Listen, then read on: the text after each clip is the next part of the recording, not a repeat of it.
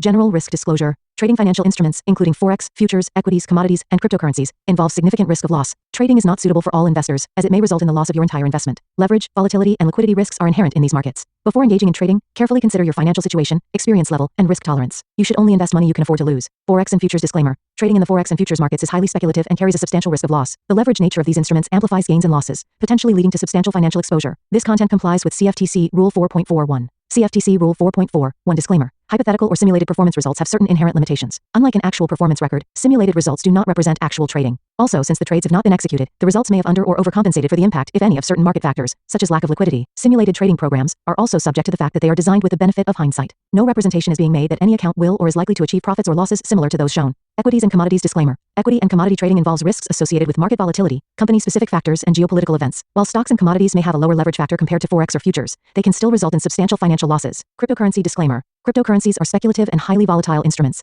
Trading cryptocurrencies involves additional risks, including regulatory uncertainties, security vulnerabilities, and lack of liquidity. Cryptocurrencies are not regulated by most governments or central banks, and their value may be affected by external factors such as news events and market sentiment. Regulatory references. In the United States, this content adheres to the regulatory standards of the Commodity Futures Trading Commission, National Futures Association, and Securities and Exchange Commission. In the European Union, trading practices comply with the European Securities and Markets Authority standards. Global compliance, content aligns with internationally accepted guidelines, but laws vary by jurisdiction. Consult with a licensed professional in your area. Past performance disclaimer. Past performance is not indicative of future results. Any historical results or performance shown in this content are for informational purposes only and do not guarantee future performance. Educational content disclaimer. The information provided in this video is for educational and informational purposes only. It is not intended as investment advice, nor should it be construed as a recommendation to buy, sell, or hold any financial instrument. Always consult with a licensed financial advisor or regulatory authority in your jurisdiction before engaging in trading activities.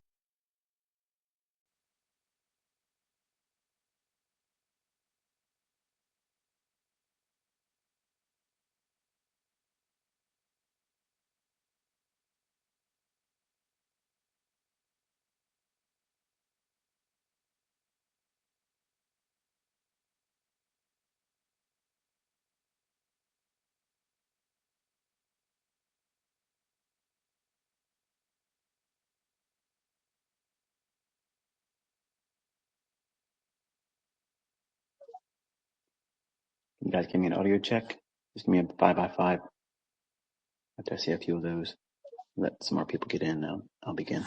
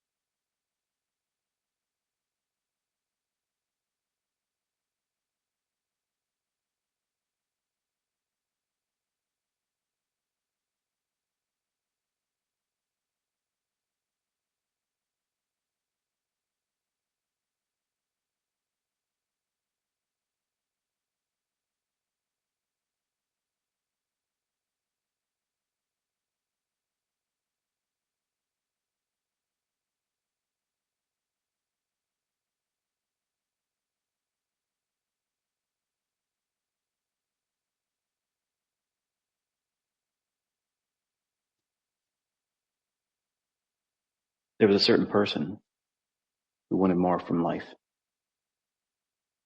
even from an early age. Perhaps you probably knew them personally. They knew they weren't destined for the mediocre and the mundane. They grew up with no perceived advantages or the proverbial silver spoon. Said it another way, without affluence. College degrees rose up as an initial ambition, but soon dissipated, only to spawn the urge to be a future entrepreneur. What businesses would best suit them? They pondered. As they needed something to start on a shoestring budget. It means something that can be scalable. But what could it be? What could do something like that? What could place them in a position of a better life, a better direction? Then one day they stumbled upon a man who demonstrated the ability to predict market moves, seemingly able to travel time and space and return back with insights about the near future. They watched in amazement and they figured there has to be something to this. There has to be some trickery. There has to be some kind of a gimmick. The day after day, week after week, this man would share this openly, asking nothing in return. So they set out to slowly consume everything this man put out. Day and night they labored, feverishly looking for that epiphany, that aha moment that they could do it themselves. Soon their family noticed, their friends, their co-workers, and like much anything else in the world, curiosity got the better of them.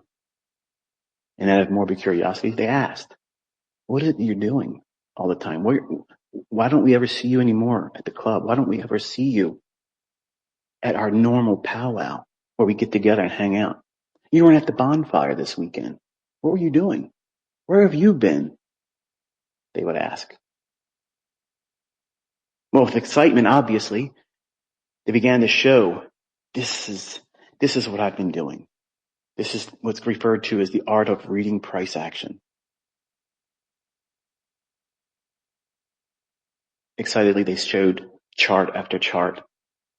This is what this looks like. This is what that market did. And I saw these things happening before it happened. And this is the craft that's called trading, where an investor can take money, their own money, and buy and sell and profit from these fluctuations that is inside these charts. Isn't that amazing? They wanted to share that excitement, that pent up joy, because they've been laboring all by themselves. In the quiet, in the stillness of the night, when everybody else was sleeping, preparing for another workday, or preparing for a busy weekend, they were staring at charts. They were looking at fluctuations and patterns and trying to adopt a mindset of pattern recognition, seeking a model that they could employ day after day. This is what they're going to do. But strangely, as they spoke and shared their excitement, their audience began to withdraw. Strange looks of bewilderment passed over them. An odd glaze in their eye. They didn't understand one thing they were being told. They couldn't get it. Why would you be so excited about this? This is what you chose after being with us for so long? Clubbing, all the high school years we spent partying, all the football games and rallies we would go, tailgating, cookouts with liquor, booze, and barely clad women. This is what you've been doing with your time? Wow. What happened to you, they thought.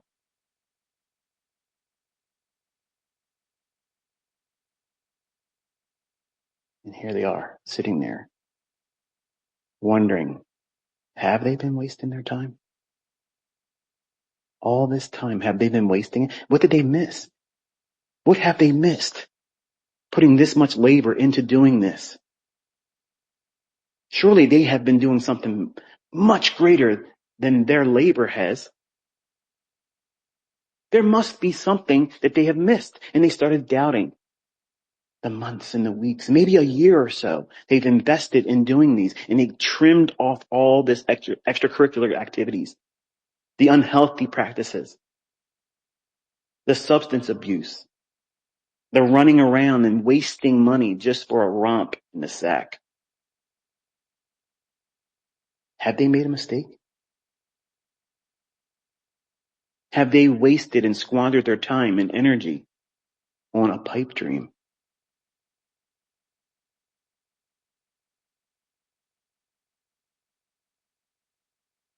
If it was that easy, everyone would be doing it, they said.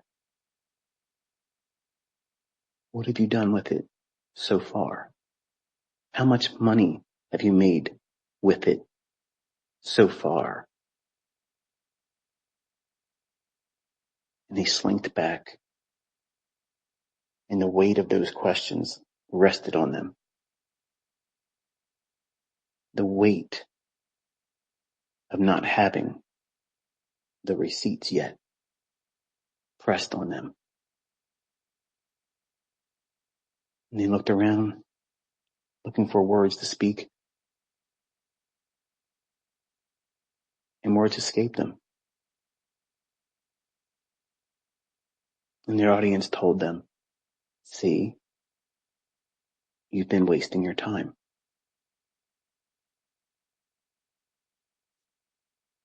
Perhaps you know this person. Perhaps you've met them before. Perhaps you've seen them today in the mirror, online, or just maybe you're that person. I wanted to talk to you about a couple things to encourage you before we go into the holiday season, because this is my last space for 2025. And I want to remind you that all of you that had set in motion this pursuit on how you're going to learn how to use the things I teach, develop a model, work towards consistency, work towards profitability, and eventually carve out whatever future you have established for yourself as a goal. In the beginning, it's really important for you not to share those ideas with anyone, because the world is drunk on its lies. Maybe some of you are still struggling with that. You're trying to sober up. Come out of the world. Come out of the ways of thinking about, I got to get a mortgage and wrestle with that for the rest of my life in my job. I got to finish university and get my degree. And maybe I don't know if I want to do that career for the rest of my life. What would my parents think? What would my spouse think? What would I think about myself? What if I wasted my time, my money, my effort doing all those things? That's what the world wrestles with daily. But something about you specifically, is different. Yes, you're aware that everybody has to have utility bills. No matter how much money you have, everyone has those. You always have insurances. You always have cost of living.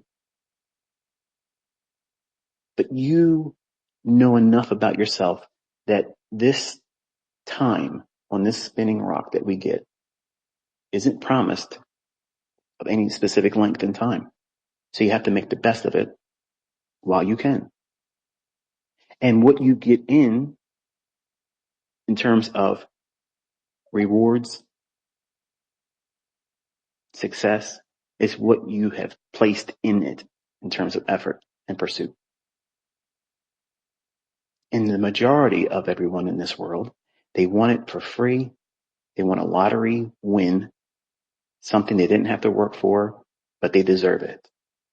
And you know enough about the world and yourself. You know that you have to go out there and get it. You can't wait for your ship to come in to pick you up. You got to swim out to it.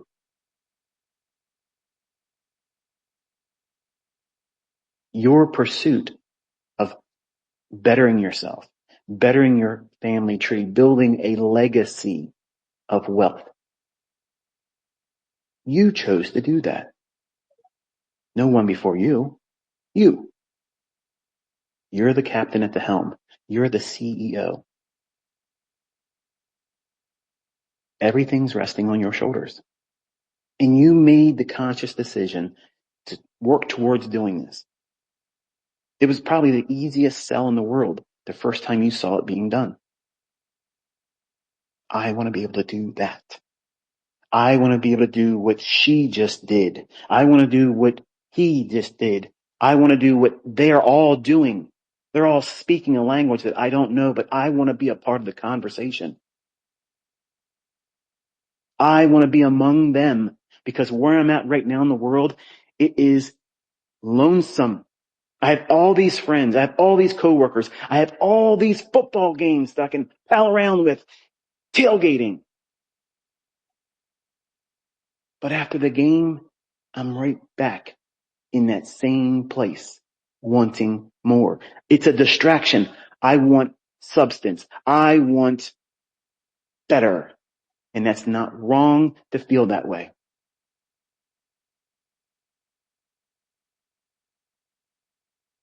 But your friends live under a different set of rules. Your coworkers live under a different set of rules. Your employers definitely live under a different set of rules. And family, well, they're a different dynamic altogether because you love them and you expect them to love you for what you're trying to do for yourself. You want them to encourage you, but surprisingly, when you share these things with them, you tell them, this is what I'm working hard for. Oh, is that college? Well, no, not really. Wow. That sounds like a waste. And as soon as you talk about what you could potentially make and they ask you what you have made thus far and you have nothing to show them. Those are the questions you don't want to be asked when you're first learning. Because you have done the due diligence of placing those wants, those expectations ahead. You've placed them in the future. You are deferring instant gratification, a concept that the majority of people in the working class can't grasp. That's why credit card debt is so high and bankruptcies are so high and foreclosures are so high. Sure, they may have a fast car, looks great on the driveway, but you're losing your house. Sure, you had the best kicks on your feet right now. You're dressed to the nines, but you don't have any food in your pantry or your refrigerator. The grocery list is short.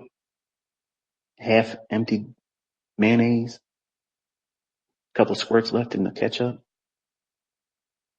no milk in the jug.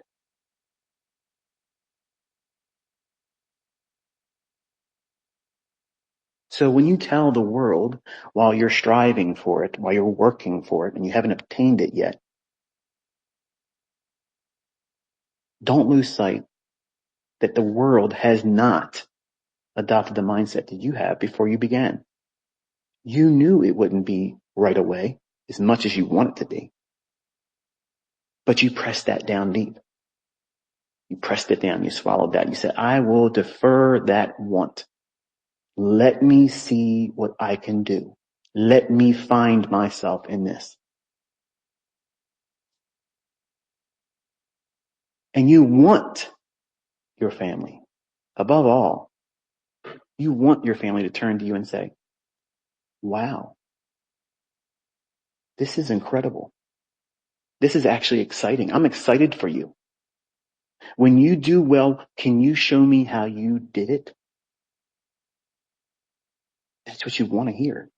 That's what you want to experience. Because it's hard to muster up the power to get into this and stick with it because it's dry. It's very, very boring stuff in the beginning and it's fruitless for a long time. Much like a college degree.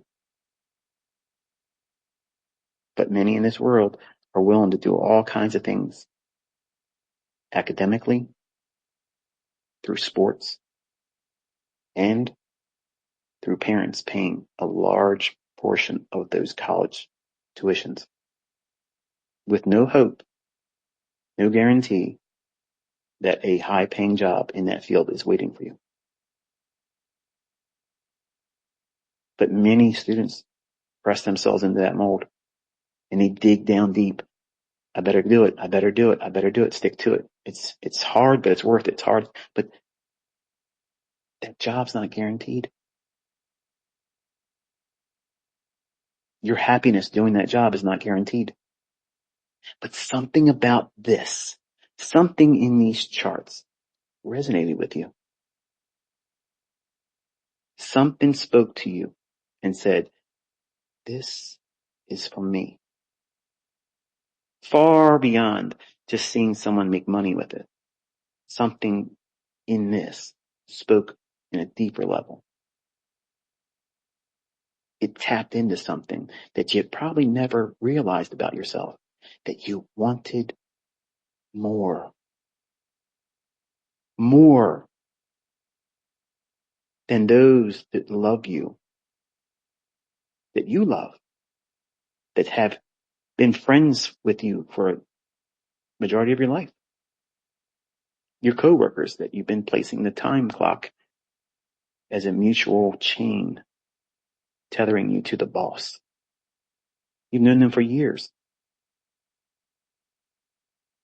You wanted them to look at you and say, wow, that's incredible. Like, can you tell me more about that?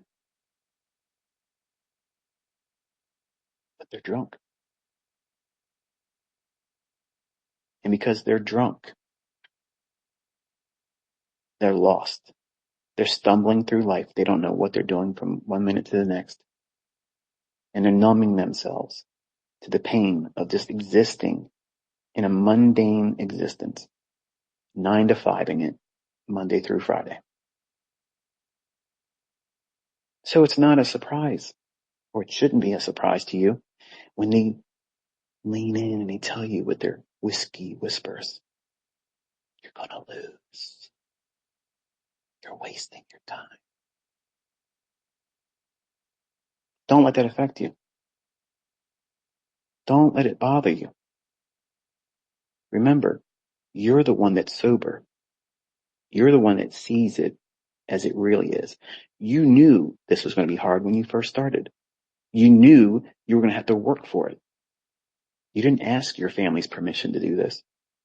You didn't ask your friends' support before you started. And you're not asking for your coworkers to encourage you to stay working there when you can afford not to be.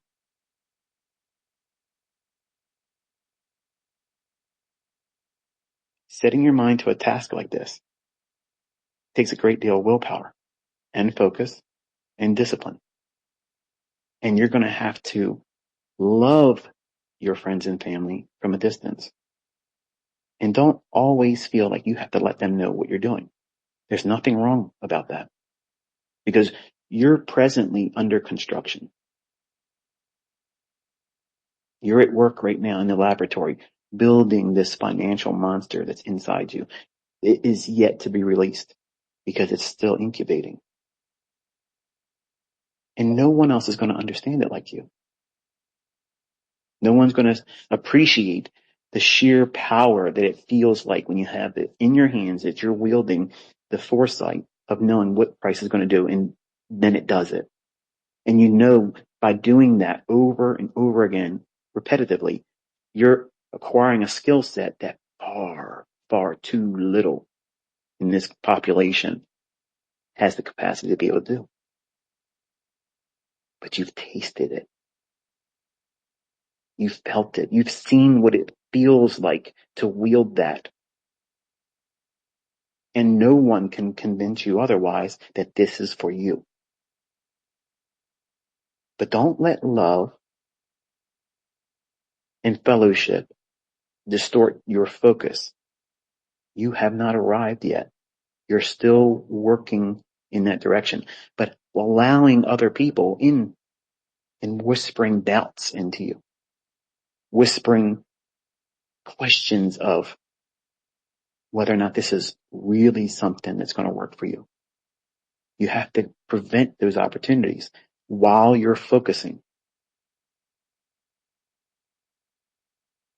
These people whom you love, or maybe you are friends with them online. You don't know them. You never met them really, but they have a following and you want to be a part of their community. And maybe they found out because you've been open with them and honest, saying, yeah, I'm trying to learn these smart money concepts. I'm trying to do this ICT thing. What? That fraud? You're wasting your time listening to that guy?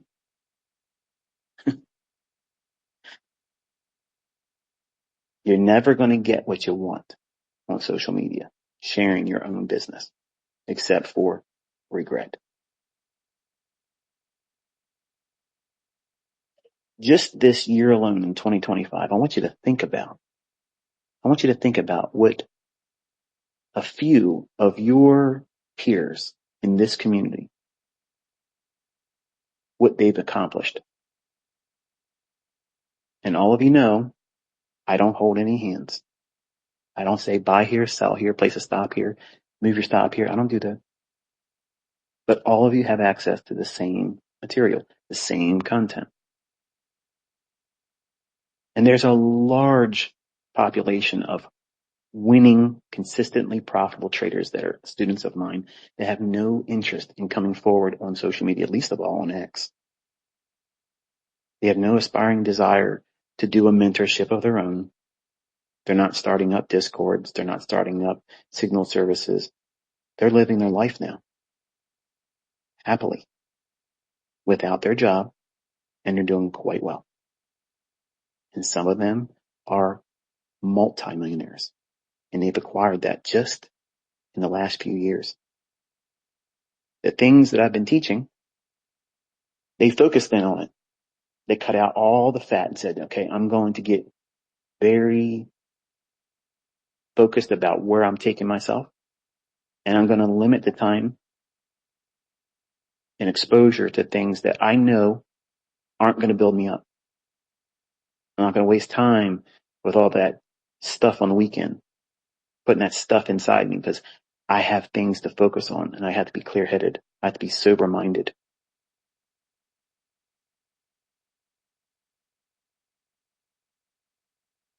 Look what Kyle was able to do. Look what Kane was able to do.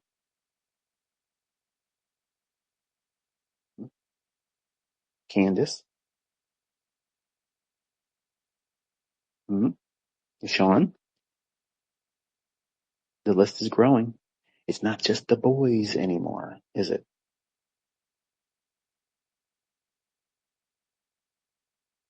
This is in your grasp, but you have to filter out all of the noise.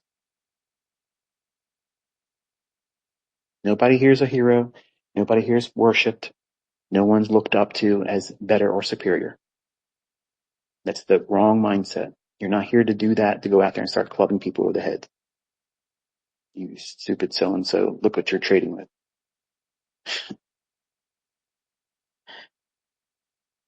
I know it seems like that when I'm talking about other schools of thought, but it's because I'm questioned about my opinion. Do I think that it's equal or it's on par with what I'm teaching? And there's nothing like that. There's nothing like what you're learning. It's so precise. It's so consistent. It's so reliable. But you have to get in line with it. You have to dial in to what it's showing you. And you have to find your place with your own personality, how you're going to equip yourself to get in sync with what the market's doing. And knowing that this is enough.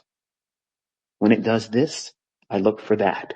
And it's doing it at the right time, so I'm going to take action. And I'm only going to risk this much. And hopefully you're learning not to risk what you have on things that you don't need, which is a right now trade because you're bored, a right now win so I can show my family because they asked me to show them what I'm able to do with it right now. They haven't seen me for months. They don't see me on the weekends anymore. They don't see me on the evenings at the bar.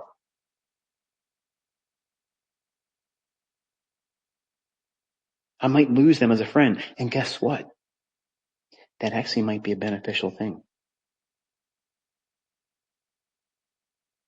I'll say it a different way. I was afraid I was going to lose my friends who really weren't my friends. when I was growing in success, making more money, and eventually leaving the workforce. It was lonely being like that. All my friends were still working. I didn't have to worry about going to bed at a certain time. I didn't have to worry about having a sleep schedule. I didn't have to worry about being somewhere at any given time. And I was lonely because of that. And I went back like a dog to its vomit, back to these same people, expecting them to make me feel like I'm worthy of being a friend. And all I was a very fat wallet. And I made sure they had a great time on my dime. But eventually I woke up and realized that these people were here sponging off of me. I was the one contributing to them. They were doing nothing but sucking off the things that I was sharing. Money, my time, my resources. So you have to be careful. You have to guard yourself. Many of you probably have questionable friendships and relationships that would probably be beneficial for you to end. They keep dragging you back to a lifestyle, a vice, something that's holding you back. And I want to remind you that living well is hard to get there. Once you're there and you identify living well, what is living well? You're not worrying about the inflationary rate that's going up. You're not worried about how many people is going to lose their job because you don't need a job. You can help other people. You're so blessed. You know somebody that's in your family or a real friend, and maybe they're down and out. This skill set will allow you to help them, and you won't even think about doing it. It'll just be like, what do you need? But you don't need to tell them, yeah, I made $25,000 this week trading NASDAQ.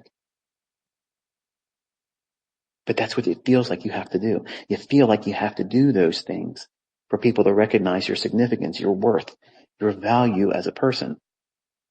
And that's not true.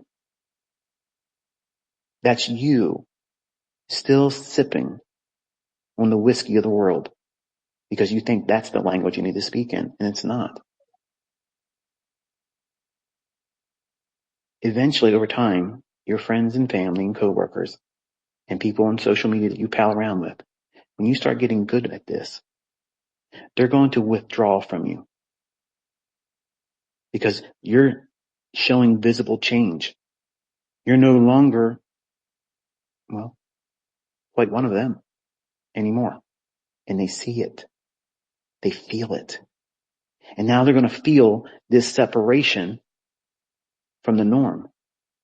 And they don't want to step out of that because they don't have the skill set to make changes and grow with you like you are. Finding success like you are. A direction in life that they don't have.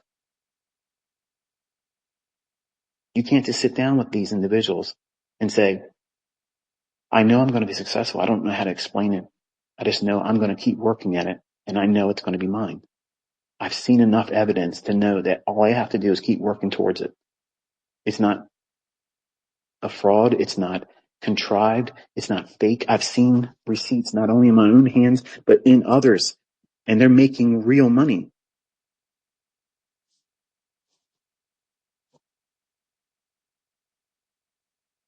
It's reasonable. It's reasonable to feel like you want to share your progress, your aspirations, your desires, your direction in life. It's normal because we're human. We're social creatures. That's what the creators made us like. We strive in pursuing those types of interactions with other people. But in trading, you have to be an island unto yourself. You have to be a solitary creature. You have to know that you're okay all by yourself with your model, your approach to trading, and you're limiting outside influences. That's why I tell you, once you figure out what it is that you're doing and you're consistent with it, tune me out. The worst thing you can do is start tinkering with something that works in your hands. Unfollow me. Don't watch my videos. Don't talk about me on the internet. Don't go and try to see what everybody else is talking about. Who cares? What I'm saying to you right here isn't going to make you any more money. It's not going to put more trades in front of you. It's just simply encouraging you to stay on course. That's it. I've already taught you how to trade. I've already taught you how to find making money in these markets. All kinds of different ways of doing it. You've already been taught how to do that. But what you have to learn is who you are in the process. You have to determine where you're going with all this. And unfortunately, most people come here and they want a flash in the pan success story. Give me something direct, short, obvious, 1, 2, 3, ABC, and it's going to work every day. And I don't have to risk a whole lot of money. And by the way, buy me a prop firm account so I won't have to invest in anything either. Does that sound realistic? But that's what people email me for all the time. They ask me directly on X. If I did that to everyone that ever asked me, I would be broke. And I have a lot of money. Just think about that now. So you don't have any obligation at all. It doesn't make you poor in spirit as a person for you to deny other people knowing what you're doing. You don't owe anybody an explanation where you're at, what you're doing, what you're spending your time on. You don't have to do those things. And if you lose them as a friend, were they really your friend? Your family's going to love you no matter what. But your family, unfortunately, most of the time, not always, there's a few small instances where there is a supportive member in your family that would love to see you do well. It's usually an uncle, an aunt, a grandma, a grandpa. Rarely a cousin. Rarely a brother or sister. Sibling rivalry is a natural thing, just like in the wild. They love you, but they don't want to see you doing better than them. Sounds like a oxymoron, right? How can you say you love me, but you don't want to see me do good? You don't want to see me do better. And in your heart, in your mind, you're thinking, they feel like that now, but once I get successful, they know me. I will gladly, and think about it, you would do everything in your power once you're successful. Your brother, your sister, your parents, your friends, even your coworkers. Carl, he would say, wow, I never expected this from you. Like, I'm impressed. Look, I've been a jerk all these years. Is there any way, I apologize, but is there any way that you can just like give me some tips on where to go with that? On social media, you would say, F Carl. But in that instance right there, the least expected person that you would ever expect to hear that from, you would retort with, sure, man, this is what I did. Because that person gave you what you want from your own friends and family. The least expected individuals. And that's why I converse with trolls, because many of them turn out to be really great students.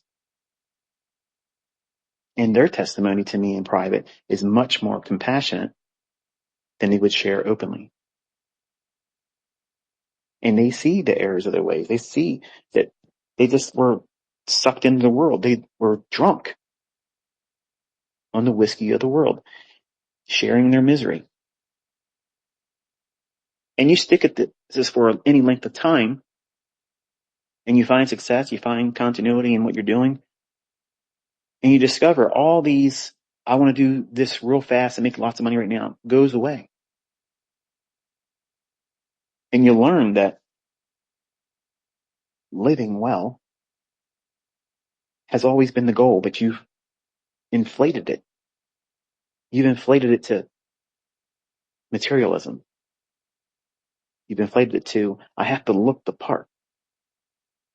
I could be walking down the street and you would never look at me and know what my net worth is.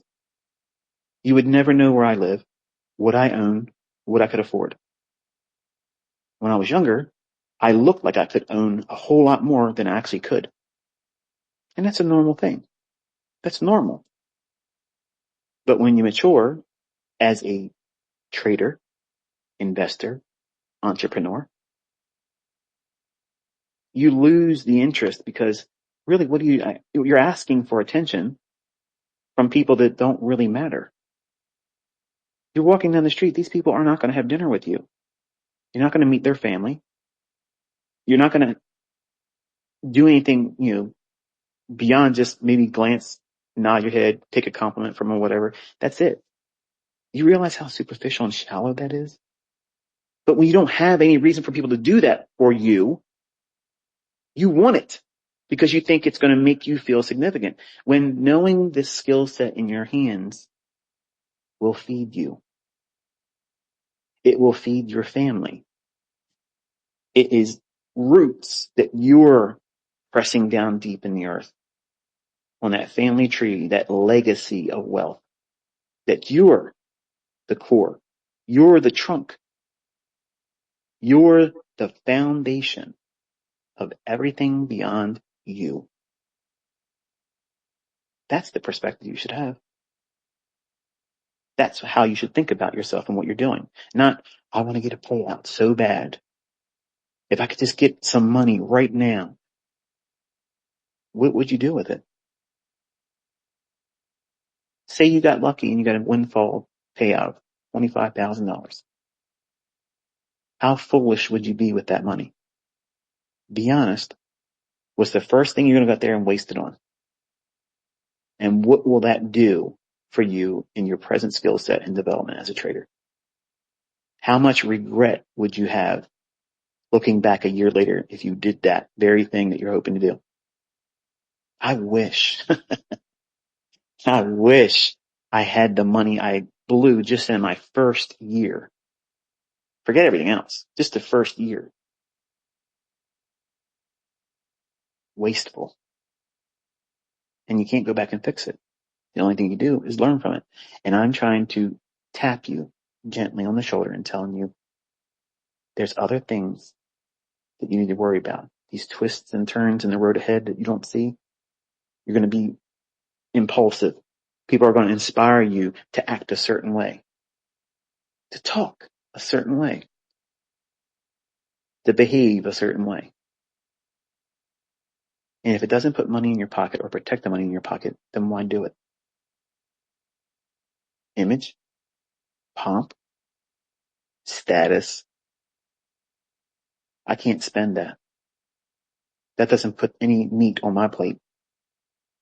It doesn't fill my glass. And I can't fill anybody else's glass with it either. So what good is it? It's the flesh. It's the desire to want to be viewed as better than you really are. And people that don't have it strive for it more than anyone else. And the people that do have it, the people that really can afford the things out of life, they don't care because they're comfortable. They're content with enough. Over time, what'll happen? It always works out this way. Those individuals that leaned in with that alcohol breath, with their whiskey whispers, you're gonna fail. You're wasting your time. Don't do that. Eventually, they painfully have to recognize that you make it, that you no longer are one of them anymore. And they are nothing like you.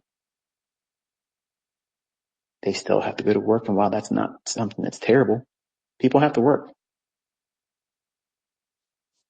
Word says, unless a man works, he can't eat.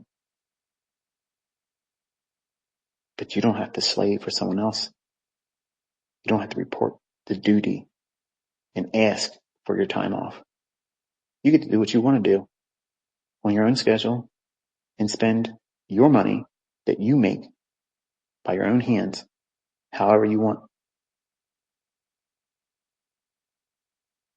And their whiskey whispers turn to bourbon blues, and they regret that they didn't ask you then, what keeps you motivated to still do this right now? How do you know that you're not going to be successful? Because maybe that would have been an uncomfortable question to be asked even in the beginning, but it's a whole lot less offensive than you're going to waste your money, you're going to waste your time. That's usually the response, because people that are watching other people make changes in their life for the better, that's an uncomfortable thing, because it puts a spotlight on them, showing them that you're not doing enough. But because they have no direction, they have no answer for it, and they're drunk from the wine of the world. Whining about, woe is me, inflation, woe is me, Trump's doing this, woe is me, the Democrats that, woe is me, the people coming in our country, woe is me, jobs aren't here, woe is me, property values are going up. You know how much time people that do well in this worry about those types of things? Next to nothing. Why? Why? Because they're not worried about where their next meal is going to come from. They're not worried about the skill set that they've acquired stopping in terms of effectiveness. They're not worried about anything changing in the world of investing. You're all fearful of AI. You know what AI is going to do?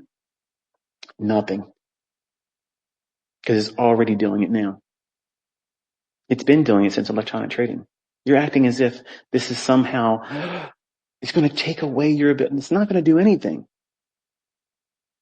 The only thing that can happen is more people be involved and that liquidity is increased. So all that's doing is making more in terms of in reach all these things that you have in mind for goals.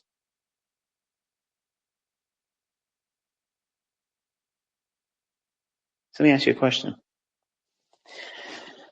Are you still drunk? You still doubt yourself? You sobering up slowly, but you still get that buzz from the world's whiskey? Or do you have the bourbon blues right now because you're impatient? You can't let it happen organically. Remember, you're cutting yourself off from the rest of the world that can't see things like this. Investing in yourself. It doesn't make sense to the average person. It didn't make sense to me. I wanted something better in life. I didn't want to work for someone else. Every time my wife and I take a road trip, I don't know why I ask the same questions, but I'm hoping that she's going to give me a different answer on certain things, because, women are kind of fickle about that.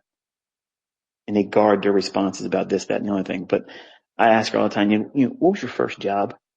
What did you do? What were the first 3 jobs that you had? And I actually I had 32 jobs. Think about that. I could name 32 places where I was employed. Now, mind you, some of these jobs were literally walking in the door saying, heck no, I'm out the door. And the same day I'm gone. One of them I stepped in and I was like, oh no, I can't be here. And I walked out. But the majority of them were like 1 or 2 days and thinking, I can't do this. This isn't for me. And I revealed on X, I think it was yesterday, when I was a 17-year-old, I was working as a bricklayer. And really all I was a humper. I would just take the block, grab it with the clamps, and then lift it up to the guys on the scaffold above me. So you were the grunt. I was the grunt. And I worked there for a summer. And it paid okay. It was the most I ever made at that time. I was only 17, right at high school. So, but I did a lot of menial jobs. And I told my wife, I said, back then, if anybody would have told me, learn to invest in yourself, I would have just blew it off. I didn't know where I was going in life. I just knew I wanted a white collar job, not the things I was doing. And I couldn't wait to learn how to do what I was teaching myself from 6th grade, which was code. And that way I could direct a team of coders as a systems analyst. That was my pursuit. So it wasn't heavy lifting.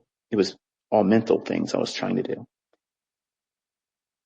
But telling me then, just like my uncle tried to tell me, I was 14, 15, and 16 years old every Sunday at grandma's house, which was my house.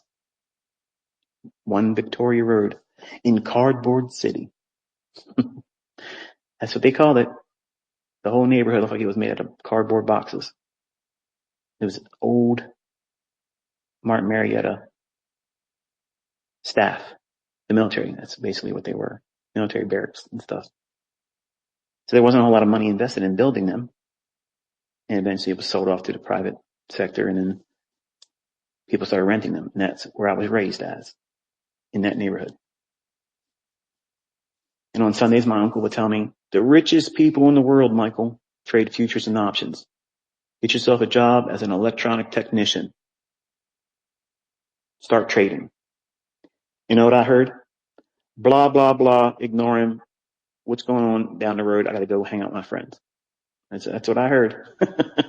Sorry, Uncle Stan. But the point is those seeds were being distributed to me at the age of 14, and I didn't even know it. Maybe you thought about trading. Maybe you thought about it, was inspired by hearing about it, and you're like, it's probably too difficult. I don't have any money to do it anyway. Until now, where less than $100 can get you in the door through these funded account companies. And you're seeing not only my students, but other people, different walks of life, different schools of thought, different approaches to trading. They go online, they share, this is what I just got paid out with. I love seeing that. I don't agree with the whole prop firm model, but hey, if that's the way you're going to skin the cat and that's the only way you got, then hey, go for it. Who am I to say that money ain't spendable? If it gets deposited in your bank, guess what that means? It's green just like mine is. But anybody that makes a profit in trading, I always, awesome. Because that's what inspired me in the beginning. I didn't have Inner Circle Trader to look up to. I had just Larry Williams with a $10,000 to $1 million in 1 year. That's what I was looking at. And when you're first starting out, as much as you want it, that's still a very big mountain looking up, thinking, this is what I have to measure up to. This is what success looks like. I have to do that or I'm not successful. That's how I was beating myself up. Instead of saying, you know what? If I could just make $250 a week, because back then that was good money for me, that would have been so much easier for me as a starting point, a humble beginning. But that's not what I was thinking. I was not thinking like that. That was the result of me finding a very simple approach to trading in the bond market. And I adopted this mindset that if I could make $250 a week and don't spend it and just pull it out and save it, pull it out and save it. By the time I turned 40, I could retire as a millionaire. So I spread out and deferred the immediate gratification of calling myself rich, calling myself independent, no longer needing a job. I pushed it literally 20 years ahead. A little less than 20 years, but roundabout. I'm not saying you have to do that, but I had to do that to hide myself from the pressure of looking like I had to do what Larry Williams did to be considered successful. As a 20-year-old, self-teaching, buying up all kinds of stuff, wasting money that I did not have, couldn't afford it. I didn't have prop firm stuff that you have today. But truth be told, I would have wasted thousands of dollars doing it back then too. I would have poured money into it, chasing this, chasing that, because I wanted to escape the world. The world was a constant reminder that I wasn't enough. My life wasn't satisfying enough. And losing my wife was the cherry on top, because if I was worth anything, she wouldn't have left, right? That's how I internalized it. And it wasn't me. She's had 20 different partners since me. married several times. And I'm not knocking her. I'm just saying that I took it personal back then. And you take things like that in your own life personal too. And you dwell on it. And that's the baggage that you bring to trading. They're all the things that I talk about in these boring lectures that you think are just pointless rants. Saw a guy here this morning saying, I wish you would stay on point because I like listening to you and I like learning from you, but you talk about things that don't matter. They matter more than you realize, young man. I promise you that, because everyone that's finding success masters all of their own personal baggage. All the trappings that you carry every day when you go to work, when you're traveling back and forth, commuting to work or university, the things that you're thinking about when nobody's talking to you, the things that you're fearful of, you have to wrestle that into submission. You have to do that. I can't fix it for you. Nobody else can fix it for you. Your broker isn't going to help you out and say, hey, look, we saw you had a string of losses here and you drew down about 30% of your account today. How's everything going on the home front? You and the missus okay? Your kids doing all right? Oh, they're not? Well, listen, we're going to replenish your account because, you deserve it. It's a lot of pressure on one guy. Come on. We're not here to hurt you. So we're just going to give you some money and fill in that void that he's created for your equity. That's not going to happen. That's not going to happen. So when I talk to you, you're talking to someone on X, in posts to me on my videos, in emails to me that I rarely ever open. Not because I don't like you, not because I'm trying to dismiss all you, but I just get too many of them and I can't do it. But sometimes the titles usually do get me and I'll open them up. That doesn't mean I'm going to reply to you, but I know what I've been through. I know what I put myself through. And I know that I'm not the only person. I'm not the exception. So I know that I used all these hurtful things to myself, thinking I'm going to motivate myself. Like in the 80s, when I was working out and I tried to be a bodybuilder, and I got as big as I could without steroids, and I started contemplating taking steroids. I was in World Gym. The guys were in there shooting it up and even asked me, hey, look, we'll give you first gear of it. You tell us you want to keep coming for it. I was like, let me get back to you. Before I even got home, I already said in my mind, I'm going to do it. And I was the biggest of my friends. That weird desire to be freakishly big just jumped in my head one day because I saw these monsters in the gym with me. And I didn't feel inferior next to them. I was inspired by them. Like I was like, man, I want to have traps like that. I want my lats to flare out like I'm carrying carpets. You ever see these guys, they walk around and they have all air underneath their arms. We call them carpet carriers. Roll up carpet. There's nothing under their arms holding their arms out, but they're doing it. Okay. Trying to act like their lats are flared out bigger than they really are. But these monsters look like manta rays, like on two tree trunks for legs. Like it was freakish. They were big, huge. And honestly, looking back now, it's not as appealing, but when you're young and impressionable as a teenager, you think, wow, I want to look like that. They're a giant. They're a hero. I want to look like these people.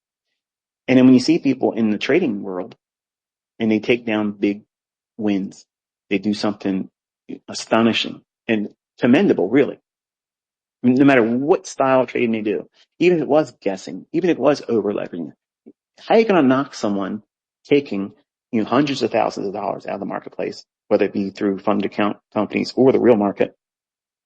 How can you conceive the position of you talking bad about that when you can't even scrape up 1/10 of what they just made? It's the whiskey on your breath. That's all that is. You got the bourbon blues.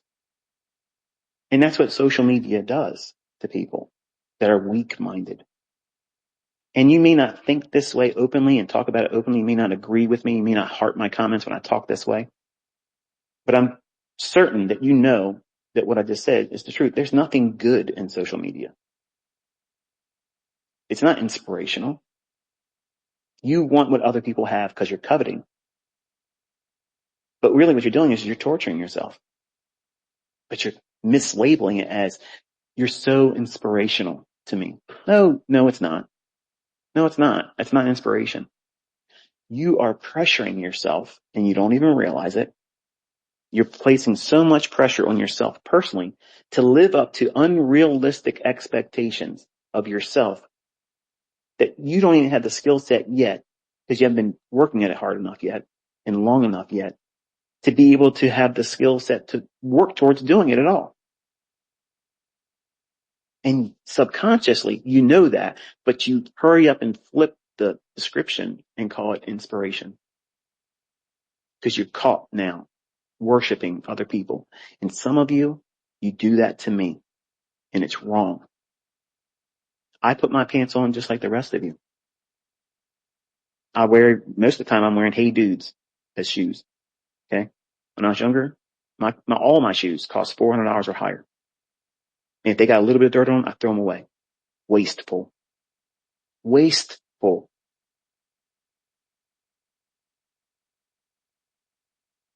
Some of you had the wonderful opportunity to be so much better as an ambassador for what I have created than even myself. That's what I tell my kids. I want you to be better than me. Gentlemen, in life, if you're blessed to have a son or sons, they're going to realize eventually one day that there was one person, one man in the world that honestly, sincerely, from the heart, wanted them to be better than that man. And that man is you as their dad. If you've been fortunate enough to have a father like that, maybe you lost them. Maybe they're no longer here with you. You know what I mean when I say that. That man, the only other man in existence that genuinely wanted to see you do better than them. Because there's no, look, your brothers, your friends, your coworkers, your boss definitely don't want you doing better than them. But your dad, your father, absolutely wants you to do better than him.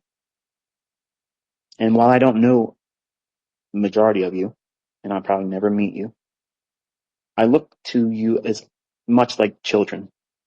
And I don't mean that looking down upon you, but over the years, I have grown in my affinity for a lot of you. And when I talk to you, initially it started off with I'm talking to my kids. But then sometimes my mind would drift to certain members of my community, students that have done really well, students that have worked really hard, the Lumi traders, the Tanjas, the Kyles, all the names that you're familiar with. They first started finding their way in my mind as I'm talking.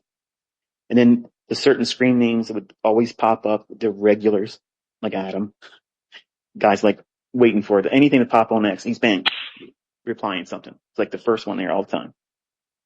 First one at the cookout. So I think of you all, even when my mind's adrift, like we're on the road driving around and my wife's listening to her headphones because I'm not listening to that goofy, Kindle love story stuff she listens to. I'm listening to headphones, but with just the noise canceling. And my mind drifts to all of you. And I think to myself, like, what are all of you doing right now? Are you making plans? Are you working hard, but keeping a realistic expectation in mind that you're not going to try to bite off more than you can chew? So that way you give yourself a real chance at this. See, it used to be people would say they would say, I don't make any money with my concepts. Then it went to nobody makes money with my concepts. And then now it's not my concepts, and then it's rebranded, and we can't find anything that's actually rebranded, and nobody's made any real significant money, but my students are the highest paid out and most documented one in all the companies out there that are funded, quote unquote. So you have zero reason to doubt now. Zero. There's more receipts. There's more proof in existence now online proving that what I'm teaching you really is what it is. And you are no better than any of those individuals. And they are no better than you. You're all on the same playing field. You're learning the same material, learning the same skill set. The only difference is you're applying it on an individual basis based on your own personality. And what you bring into this has to be filtered. Toxic thinking. I want to learn just enough so that way I can start a mentorship and I'll learn how to trade later on. Because if I can talk about the right side of the chart later on and make money from it, that's a bonus. But as long as I can talk about the left side of the chart, I could do mentorships. I could sell hindsight. I can make a lot of money that way, fake it until I make it.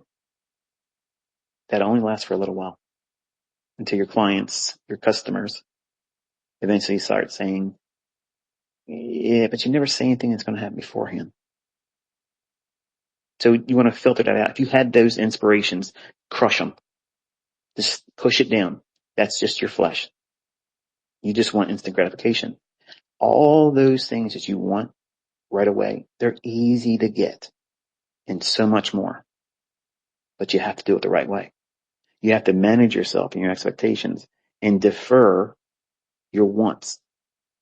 And you have to replace them. And this is not easy to do. I'm no way near trying to say that this is going to be easy because it wasn't for me. And I don't think it's inherently easy for humans to do this. We're impulsive creatures.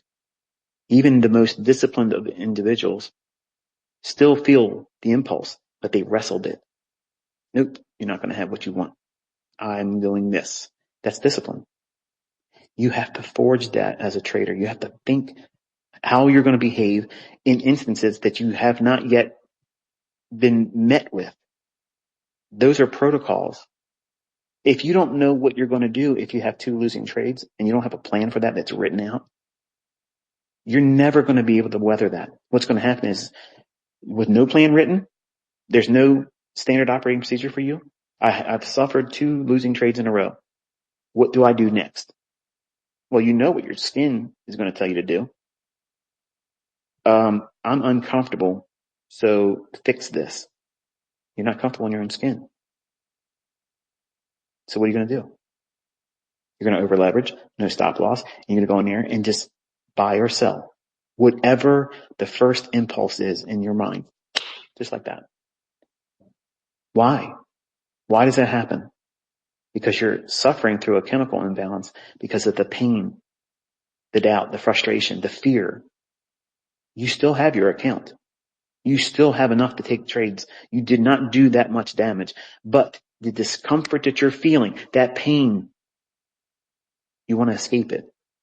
But you know you can't escape it because to escape that means you have to simply turn the screens off and take the loss. Plural. The first losses like that are the most painful and the most expensive because you will go on tilt. How you correct that? How you prevent it? Acknowledge that you did something wrong and tell yourself, I am not done, but I am finished trading today.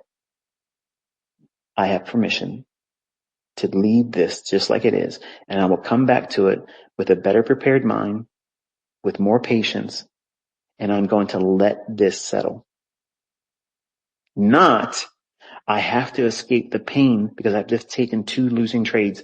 Yes, it's only a couple $100 or it's $1,000 or maybe it's $2,500.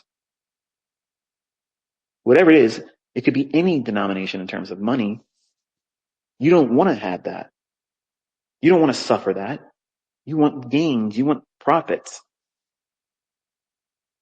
But part of this process is you have to learn to be a good money manager, and you have to stop hemorrhaging money.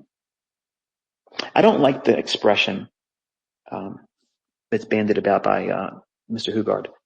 It's no knock against you, Tom. It's just sometimes there's things I hear, and I just don't agree with it. So if you ever hear this, you just permit me to know, or permit me to say this, and you know that I still have respect for you. Now, I'm not trying to kick dirt in your face, but his expression is, and he wrote actually a book about it. The best loser wins. And you need to learn to be a good loser. I don't think that's actually a good way of saying that. I think the better way of saying it would be, you have to give yourself permission to be imperfect. Doesn't that sound a whole lot less, well, when you say the word loser, it brings to light a connotation that is just simply uncomfortable. And our subconscious is very powerful. It's like a sponge. And this is why I teach people, when you're logging and when you're doing your journal, you want to be doing things that speak positively, like you're nurturing your own child, because the trader that you're developing into is you. It's not somebody else. And they're highly impressionable right now. In the beginning, your first few years are very important years of development, just like a child is. The first 5 years of development are crucial. It really sets the tone for the type of person they're going to be. So I don't like the idea of saying that you have to learn to be a good loser. No, that's not actually a good way of doing it. You need to give yourself permission to be imperfect. That is very disarming. It's easier to allow yourself to walk away knowing that, yeah, I'm in control. Are you in control when you say, I'm just going to be a good loser today? I have never adopted a mindset once I found the models that work, the continuity in my decisions and operations, and taking the trades that I know matter because of the things I've been sharing and teaching to you. I've never looked at what it is I do when I don't do well. If I do it wrong, I don't say, I'm just going to be a good loser today. That's not arrogance. That's not ego. It's me guarding my thought process. It's me guarding the way I see myself. Because if I constantly feed myself subconsciously things that are keywords for loser, my subconscious is going to be thinking, okay, this is painful. This is uncomfortable. And I'm going to dwell on it for that night, for that weekend if it's a Friday. You know what it feels like when you go into the weekend, you've taken a loss, and you maybe were up in the morning, and that little bit of greed tapped you. Said, you're only $75 away from getting funded. You're only $75 away from your payout, and there's no better day to do it now. It's a Friday. Why wait until Monday? And you blow it. All that progress is done. Do you want to tell yourself, you're just going to have to be a good loser that day? That doesn't help you, does it? But if that does happen, you tell yourself, well, here's what I was able to do. I got so close to it, and in my impatience, while learning how to do this and mastering myself, I allowed my impatience to dictate my actions, and I'm going to be able to do this again because I've got here once before. So I give my permission to myself to have a restful weekend. I'm going to regroup. I'm going to come back Monday, and I'm going to start again. And I'm not going to make this same mistake. I'm going to defer. And I've taught this to my students. If you are close to the proverbial payout or getting funded, and you know, as soon as you start looking at how much money you got to do to get there, and it's very small, don't trade that day. I promise you, if you don't trade, as soon as you start contemplating the concerns of being able to reach that, honestly, let me ask you, okay, there's only about 2,300 of you right now listening to me. Out of the 2,300 that are listening to me, and for people that listen to this later on in the day or whenever they get to it, reply to the link or the invitation that this Twitter space has offered for you to be a member of listening to it. If you've ever fell victim to doing that, I'm not going to ridicule you. I'm not going to say, ha, look at you. But if you feel like you want to be honest and make an impression on the other community members to kind of like inspire them to learn from your mistake, nobody here is beating you up. No one's here laughing at you. I've done this before, not with funded accounts, but I've done this before as a 20-year-old. I was very, very close to getting $10,000 where I was going to do a withdrawal. And I'm like, all I got to do is make another $200. And I got it. And it would be a Friday. And I would go on tilt. Just like that. And the whole weekend I'm figuring out how I can cut grass, do extra jobs, do things on the side, deliver pizza, all these things, just to get the scratch up to do it again. Did you ever suffer like that where you're right there or almost getting ready to get a payout or you're getting ready to get a funded account or reach some kind of a mile marker and you start dwelling on it and you have to get it? It's almost like a piece of meat between your teeth. Your tongue just keeps going back to it. You can't leave it alone. I cannot not trade today. I have to get this today. I cannot do that. I could not wrestle my own willpower to avoid doing this. I have to do it because I don't want to be sitting there on Saturday morning or Sunday. My mind's going to be just thinking about, if I just would have did that, my weekend would have been so much better if I would have got that target on Friday before the end of the day. So you did it and you impulsively traded because you couldn't stand the discomfort of not having the goal achieved yet. Young men that tell me all the time, I wish you would just talk on point and stop ranting, stop talking all this wasteful stuff. Nobody cares about this stuff, old man. Well, that's because you're broke. That's because you don't make money, and that's because you don't know how to trade. And you think that trading is tell me when to buy, tell me when to sell. It's X, Y, Z, boom, boom, boom, 1, 2, 3, easy steps. And it's not like that at all. And proof is I've given models just like that, telling you the very time, silver bullet. How many millionaires did you see come out of the silver bullet when there's millions of you watching the same stuff? The answer is not that. The answer is fixing yourself first. When you stop worrying about achieving things that you don't necessarily need, making an amount of money that you don't necessarily need in the beginning. See, who says you have to have $10,000 as your first payout? Who says that? I taught my son Caleb. I said, listen, you pay rent in an apartment like $1,700 a month. If you go into trading every week and your goal is to make $250 and come out each week with $250, no matter what you make above that, who cares? That's a bonus. You start like that. That's your cookie cutter. Because if you do that, you're getting the majority of your rent paid. Not all of it, the majority of it. You're beyond 50% of your rent. And if you do that month after month, then slowly increase it. Okay, now I'm going to try to make $350 a week. Do that for a month or two. And eventually work towards $500 a month. Now you're above the rent. You have to give yourself time and realistic goals in the beginning. You can't just go in and say, I just want to get a massive payout because I can copy all these accounts together, link them together, and I'm going to be able to do what Lanto's doing. And I had to find a way to segue into that. And I just want to tell you, again, that is very, very impressive. Very, very impressive. And I think everybody that's watching you would agree that you're killing it right now. So well done, young man. Very, very good. But I think that all of you that see things like that, and even other traders that use different things, even volume profile. And I told one of my students, they asked what I was going to talk about in this, and I facetiously said volume profile.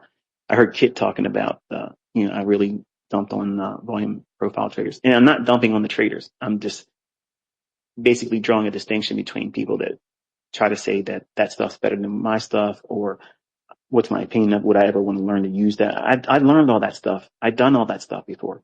Like, I've been around for a long time, a long time. All these things that you're now discovering, like you think it's something new, that stuff's been around. But when I'm teaching you my stuff, that stuff is really new. They're real rules that never been existing before. And they're very specific, like we did in a live stream yesterday. It goes right to the tick based on logic that you can't find outside my stuff. And when you see people doing exceedingly well, okay, really, really exemplary results. Yes, the shock value of big numbers like that, it can be very inspirational, but you have to keep yourself in check, because many times you will see things like that and think, I have to do things at a rapid pace because these opportunities aren't going to always be here. And that's not true. That's not true. That's your mind. That's your subconscious tricking you because your flesh wants it right now. Just like as a young man, I wanted my biceps to be 18 inches. I was at 15 and a half. 15 and a half when I was, well, I wasn't even 16 years old. I had biceps at 15 and a half, rested, not flexed. So I wanted to have big old muscles and arms like, cannons, and I couldn't get them to grow fast enough for me. And then I started contemplating, well, if I did roids, I would get it in 6 months. So what was I doing? I'm trying to get a payout before the weekend comes because I can't stand to wait another year and a half, 2 years to get the thing naturally and hold on to it where I wouldn't lose all the water gain that steroids give you. You can get it quick. You'll puff up real quick. You'll bloat up real quick. But as soon as you come off your gear, it goes away real quick. So your mind left to, well, no discipline. You're going to let bad thoughts come in. You're going to let bad thinking come in. And then if you're weak and not disciplined, you're going to act on that. So that's why I talk this way to you. That's why the majority of the things I talk about, when you all ask for, give me a psychological lesson. All of my lectures, every time I talk, it's all psychological. It's predominantly that because the technicals I've already taught. How you're going to manage yourself is a discovery on your part. I don't know what you bring to the table as a trader. I don't know what you're wrestling with. I don't know. Maybe you don't even know what you're wrestling with, but you will determine what that is if you're honest in your journal, and you have to keep that journal private because that very reason. If you're not honest, you won't discover the things that's holding you back. I kept myself from being honest in my journals for a long time. I was wasting my time beating myself up in the journal. And the reason why I brought up the whole working out and trying to get big is I would cuss myself out in the mirror, at the gym, on the way home. Like, you're weak. You're you can imagine, I'm not going to use the language here, but I would tear myself down because I was trying to be a drill sergeant to myself. And that doesn't really work. It didn't work for me. And until I learned how to master anxiety, I learned positive self-talk. I allowed only positive things into my mind, and I nurtured myself. I encouraged myself. And then I started basically treating me like something that mattered, not a failure that needed to be abused every day. And I did it through my journal. And I had this epiphany one day. I'm out, walking around, looking around, thinking, I want to do this so bad, but I always feel terrible every day. I wake up excited when I first get out of bed, but then I remember that I didn't do well yesterday or the few days before that, and I keep making the same mistakes. And I now beat myself up, and I would put this in the journal. I'm literally cussing myself out, saying I'm pathetic. I can't do that, can't do that. And that is what many times men will tell you, and other men will encourage their friends. They think they're encouraging. Come on, don't be a PUSSY. Come on, you little BITCH. Don't be a little BITCH. I was never encouraged by that type of stuff. But in my youth, I thought by talking to myself that way, it would get me to do it. No, it didn't. It didn't work like that. When I started talking to myself intellectually and nurturing myself, carefully selecting the words that I wanted to speak into my own journal for reflection purposes, I held my personhood to a higher degree of importance, significance, and reverence. I began to love myself because I didn't love myself then. And if you love something, if you love someone genuinely, you're going to nurture them. You're going to care for them. You're going to be careful not to hurt, mislead, or harm them. And that's what's living inside you right now. That's that future trader. You don't realize it. You think that you got to whip them up, beat them in conformity. It doesn't work that way. You're wrestling with your own mind and you're competing against the most shrewdest individuals in the world. These markets are meant to take from you, not give. They're meant to take. And you can talk all the man of war, build yourself up, pump up, pep rally yourself. You do all that stuff you want. You want to do pre-workout drinks and stuff. Yeah, I'm going to drink Monster and all these energy drinks and I'm going to sit here and I'm going to start trading. And you're going to blow it. When you're trading, you need to be able to filter all this stuff out. You don't want to take anything that's going to hop you up because you want to be able to think clearly. And when you're drinking all these energy drinks, you're cranking your heart faster than it needs to be. It's beating and working harder than it has to be. So your brain is constantly working on trying to keep your heart rate up because all the stimulants you put in it. And you can't be restful and focused.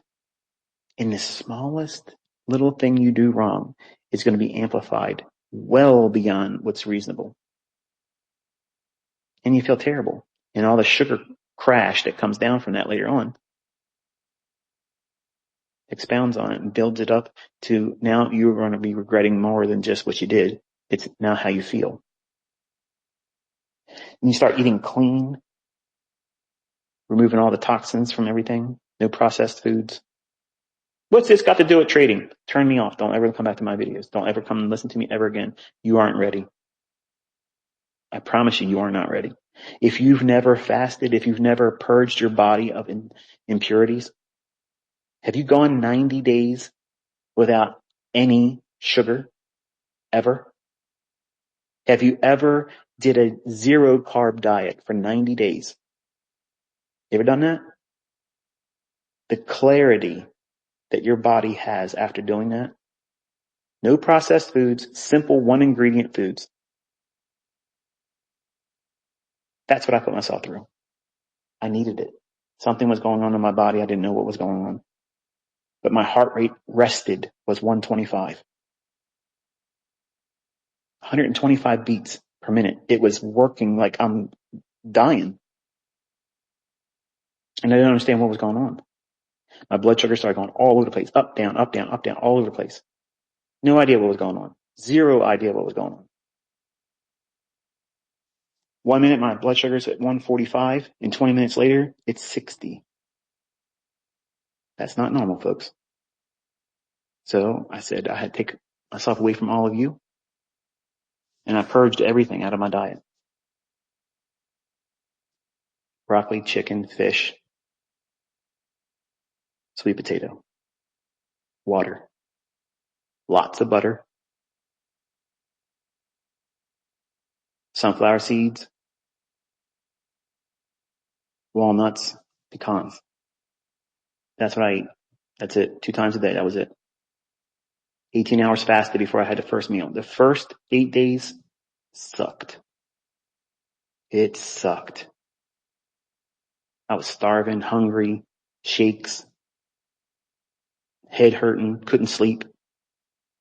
But on the 9th day, if you've known me for any length of time, you've known that I've always slept about 4 hours. get up, do whatever I got to do. And then some other time of the day, I go take another 4 hour sleep. That's it.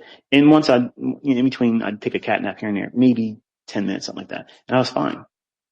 But eventually, turning 53, my body's not useful anymore. And it was processing things differently. So I had to purge everything. My rested heart rate now is 50 beats per minute, which is athletic. My blood pressure also was out of whack. My blood pressure is 110/60. I'm perfect. It's 0. There's no concerns with blood pressure. I have an 82 fasted glucose reading. That's my average at 82.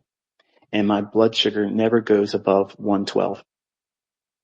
Because every time you eat, insulin will be released in your bloodstream and it'll go up. But if you eat anything that has sugar or high carbs or processed foods, it will spike up and stay up all day long. If you keep constantly eating, you keep yourself in this condition where you're going to develop insulin resistance. My vision was affected. My vision has improved a little bit, but now I'm starting to see spots. Like I see like these brown like blobs. And sometimes, I mean, you hear me talking on the live streams and I'm looking at the charts. I'm wrestling with trying to move my eyes in the chart in a way where I can see it. Because it's like someone poured brown ink that's kind of like faded. I can see everything around, but those little spots, they come out of nowhere. Sometimes it looks like I'm seeing a bird or something flying around. Because if I move and pan my eyes around, I'm like, what is that? And it's these spots, they come and go. And I don't know what it is. So I gotta go get my eyes checked. But, youth is a wonderful thing, but eventually it fades. And if you don't take care of yourself, you'll have problems with your health. And now I can sleep 7, 8 hours all night long. And I don't have any blood sugar issues. I don't have any crashes. I don't have any shakiness. I don't have any spikes. I don't have any kind of irregularities in my blood pressure. And my heart is relaxed. And it was kind of scary, actually. And if you don't make changes in your personal diet when you're young, what's the purpose of having all the money in the world if you don't have your health? If you don't have your health, having lots of money is useful. It's only useful to some degree.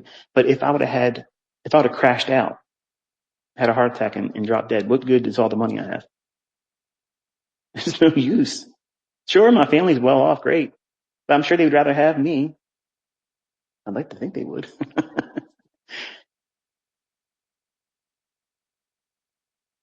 So I give you life lessons that these are things I never thought about. I never thought that I was going to have health problems. I never thought that, I'd have health issues that were related to my blood sugar. I didn't see it coming. But there's diabetes on both sides of my family. A lot. And something happened metabolically in my body last spring. And it carried its way into this year again. So I completely cold turkey said, this is the way I'm going to do it. I'm going to one ingredient food, 2 meals, 18 hours fasted before I eat. And once I eat the last time, I got to wait 18 hours before I eat again. And my energy level is so high. I don't get tired. I don't fall into hunger. I don't actually get hungry per se until I get past that 18 hours. And if I've had something like a late meal, if I eat later on, like my wife says, look, you want to have some chicken. You want to have, some sweet potato. Yeah. She's eating and she wants to have a conversation with me. So I'll sit down and I'll eat like a quarter of a breast or something like that, or a thigh, something, whatever. I always pay for it the next day. I find myself getting hungry when I normally am not, when I break that cycle of 18 hours fasted. But it only takes a couple of days to get back in sync, and then I'm fine. But I can tell you this, my mental clarity has never been like it is right now. Like I don't have any kind of brain fog. Even like when I wake up, boom, I'm sharp. Like I'm really, really dialed in. And I think that if all of you would try that, regardless of whether you have health issues or not, you should try to do it. Literally purge yourself of all processed foods, no sugar, zero sugar. That means no fruits like bananas. I loved bananas. And when I started monitoring my blood sugar, I realized that it would spike my blood sugar up really high. And even half a banana was too much. So I don't eat them at all anymore. And the first 3 weeks of me doing this, I started having like dizzy spells. And I found out it was just simply me having a low vitamin E deficiency. So I started adding sunflower seeds and broccoli, because initially it was green beans, carrots, and carrots I found that kind of spiked me up a little bit too. But all these things matter, young men that are sitting there. Maybe you're tuning out. Maybe you're not wanting to listen to this stuff. I promise you, eventually you're going to have something happen in your body where you're going to want to hear this kind of stuff and think that, wow, there's an answer to this. And my point is this: I don't eat nowhere as much food as I used to. I have more energy, and I rarely find hunger. Unless I break the 10-hour fast, I don't get hungry. I eat at scheduled times because I eat for fuel, and that's it. And I wish I felt like this the majority of my life. Like I've never felt this way before. I was eating meals all the time, trying to keep a weight at a level where I could bulk up and then slim down, bulk up, slim down. And then in the last couple of years, it was like my metabolism was acting wild. It was going all over the place, and issues with my back. And I don't want to be on prescriptions. I don't want to be on anti-inflammatories, steroids for not for big muscles, but for anti-inflammatory reasons. Coming off of it causes problems, and maybe all those things compound to a worst case scenario. So I've completely purged everything. And I think that fasting, even if it's a 36-hour fast, you'll discover how hard that is, because many of you probably eat high sugar, high carb, and you probably eat more than you really need to. If you can purge yourself of that, you feel clean. You're able to think clearly. Stress is like non-existent. You can easily fall asleep. It's amazing. If I lay my head down, I can go to sleep like that. And I sleep throughout the entirety of the night. And for 25 years, I haven't had that.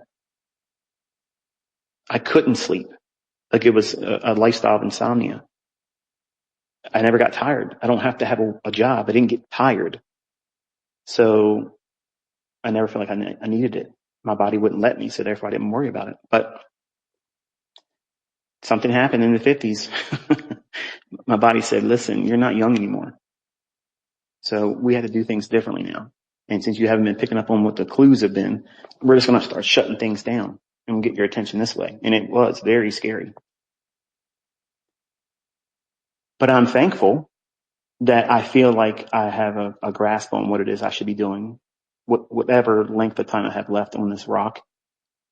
And my encouragement to you is to love yourself enough that, sure, working towards gaining a better understanding about what you should do financially with your market money and investments and your trades and making all the money in the world. It's wonderful. But you have to have, at the beginning of all that, you have to have a pursuit of wellness. And I thought I had a pursuit of that. Like I thought I had that. And I didn't. I was doing things that my body couldn't endure anymore. It was fighting back. And I was not willing to make changes because of habit. And I promise you, you don't want to feel the pain that hit me in my back and went across my shoulders and down my arms. And it hit me 2 times. And I thought for sure that was a heart attack. Emergency room, EKG came back fine. MRI came back okay. And I was like, okay, Lord, if that's the warning, I'm listening. I'm going to make changes. So you shouldn't have to require a health scare to live well and eat well. And the things that you're putting in your body, lots of alcohol, smoking weed, natural. The Bible says all herbs God made in His good. And listen, don't give me all that. Don't give me all that. Okay. I'm all for CBD oil. If you have inflammation, I've done it. I did it. Okay. I've done that, and I think there's medicinal reasons for it. Okay, but when you're doing it just to feel outside of yourself, you got to question what you're really doing that for. Because I promise you, if you find success doing this, and you find yourself making lots of money and being able to afford whatever it is you want to afford, and you're not worried about living up the expectations of your friends and family and your coworkers, or even what you think you should feel as an individual, when you get past all that stuff, living superficially, you won't want to do weed. You won't want to do drugs. You want to do nothing like that. You'll want to be in the moment, savoring every moment of clarity that you have and the ability to be able to do whatever you want to do at the drop of a hat, just like that. And it's on your rules, your timing. That's power. That's yielding self-control on a whole different level with means. That means you have the resources, the skill set, the influx of money, capital constantly coming into your equity by your own efforts that will not run out, doesn't stop. Only time it stops is when you take a break and you go on vacation and you choose not to do any trading because you want to detox. Take yourself away from the marketplace. Managing stress. Managing what you put into your body. I promise you, you start living successfully, you won't want to put that stuff in your body because you feel great. You feel in tune. And you're going to find that making money is easier when you're like this. I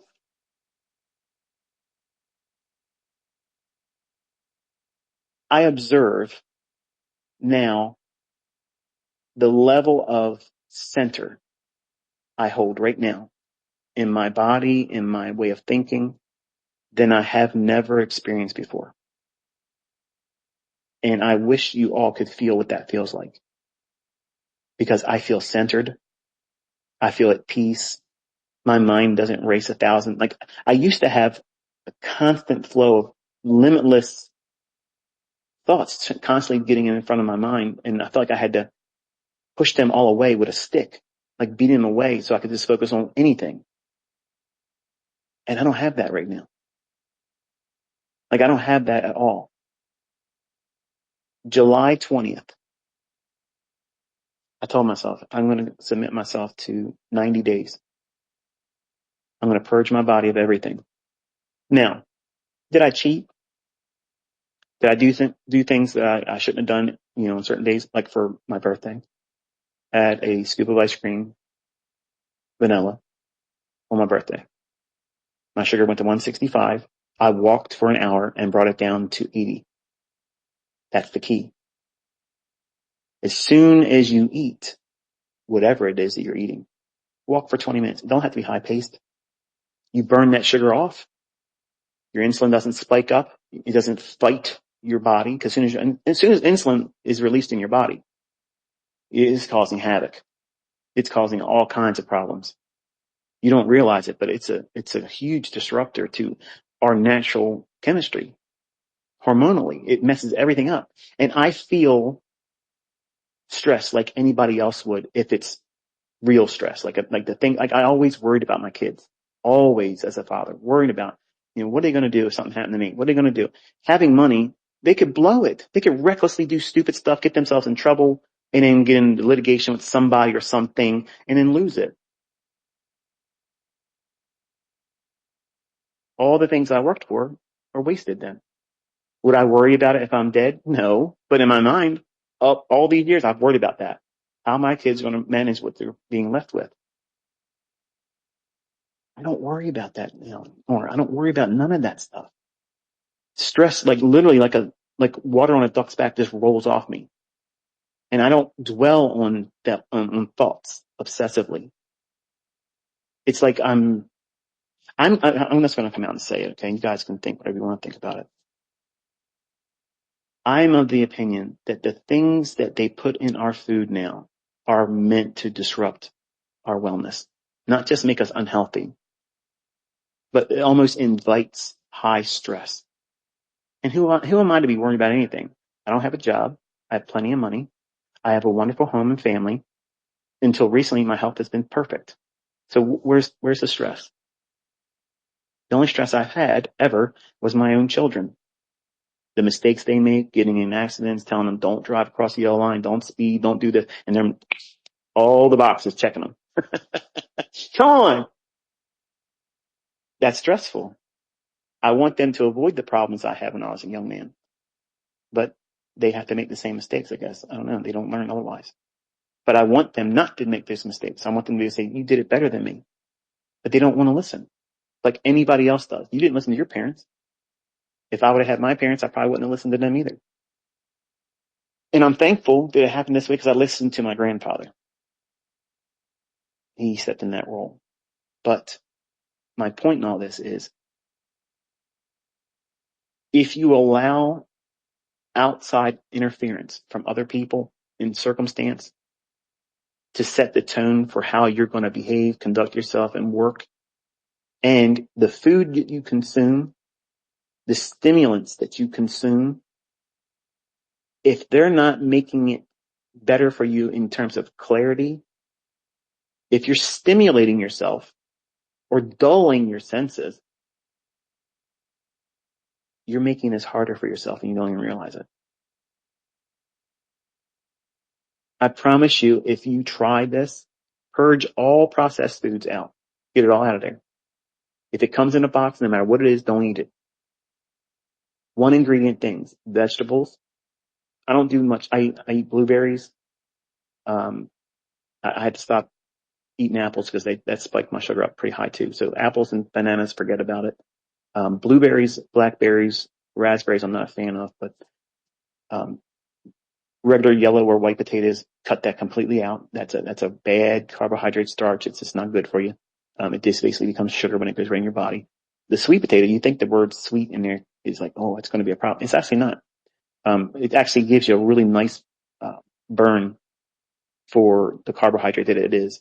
So I usually eat one sweet potato that's divided over 2 meals each day. And that's it. Once in a while, I'll have a soup that's homemade and it's just simply chicken broth and some carrots that are sliced up, but not many of them, some celery and whole chicken breast or thigh. I try to eat the dark meat because the fats is what I want. I eat a whole stick of butter every single day between both meals. And I know some of you are going to think, oh, it's a lot of cholesterol. Nope. It's actually better for you. Your liver literally creates more cholesterol than you could ever consume. And the people that have a high cholesterol, reading, they actually have far less heart problems or heart related issues because your body produces the cholesterol to lay down like asphalt. When there's disruptions because of hormones, insulin resistance, then you get cortisol and all these types of all kinds of stress related hormone releases in our body. It tears up our arteries and blood vessels. And that harm inside the blood vessels, the only thing that our body can do is produce the cholesterol from our liver produces that. And it goes in and lays down patchwork on those injuries. But it's important for you to live a stress-free life because the more you stress, the more your internal blood vessels, the layer inside there, they're getting these little rips and tears because of the hormones that's constantly rushing through you.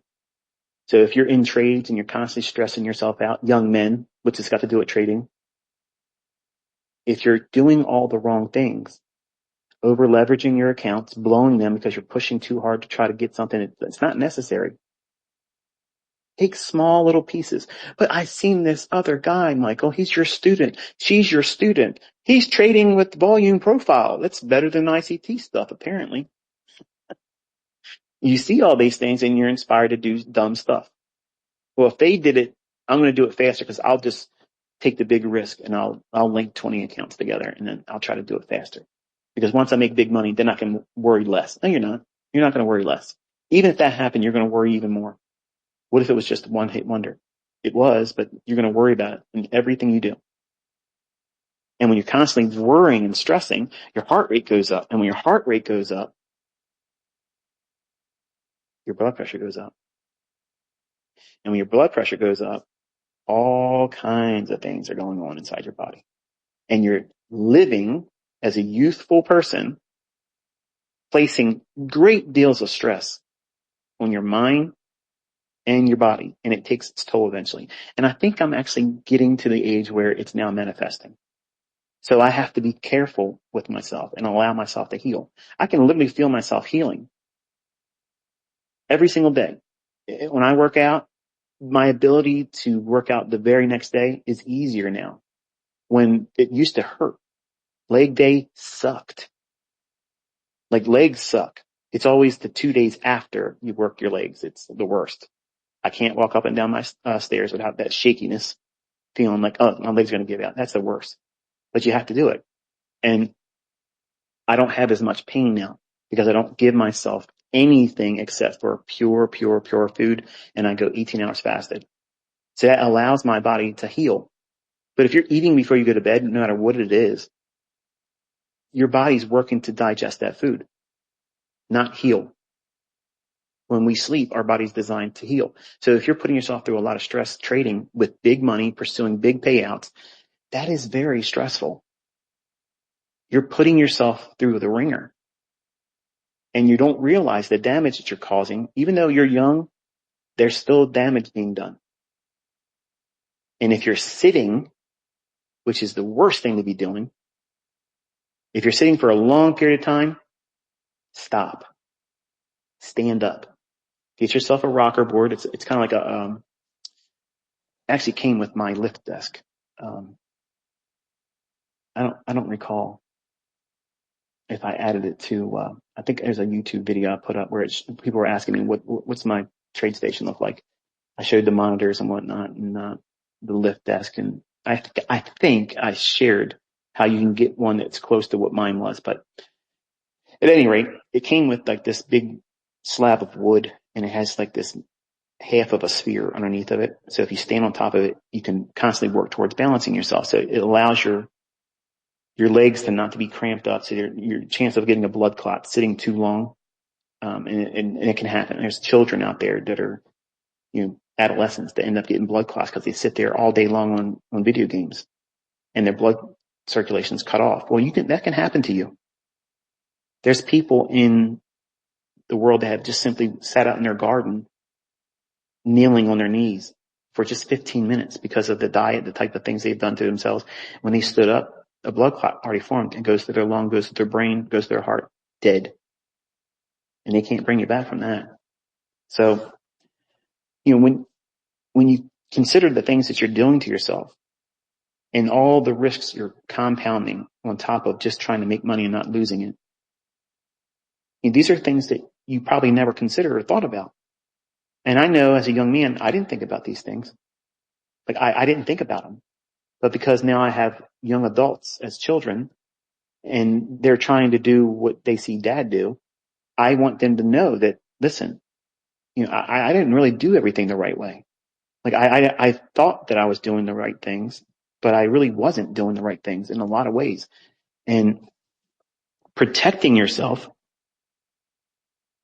from what you're consuming, how you're staying in a static sitting position all the time, not healthy, not healthy at all. Staying in a high stress condition, not healthy at all. And the way you combat that is only eating 1 or 2 times a day. Don't eat junk food. Don't eat processed in the box food. Okay. Never fast food. And then lots of water and keep yourself purged like that. And you're going to find that you sleep better. You don't feel that stress of being in the trades as much as you'll feel it. And I'm actually inspired, not inspired, but I'm trying to inspire you to do it because I want to see the feedback from some of you that take this challenge. 90 days is a long time when you're going through it. But when you look back, you're like, it wasn't really that big of a deal time wise.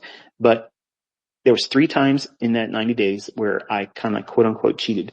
I had an extra meal one time because I felt like I needed it. Like I felt like I absolutely needed it.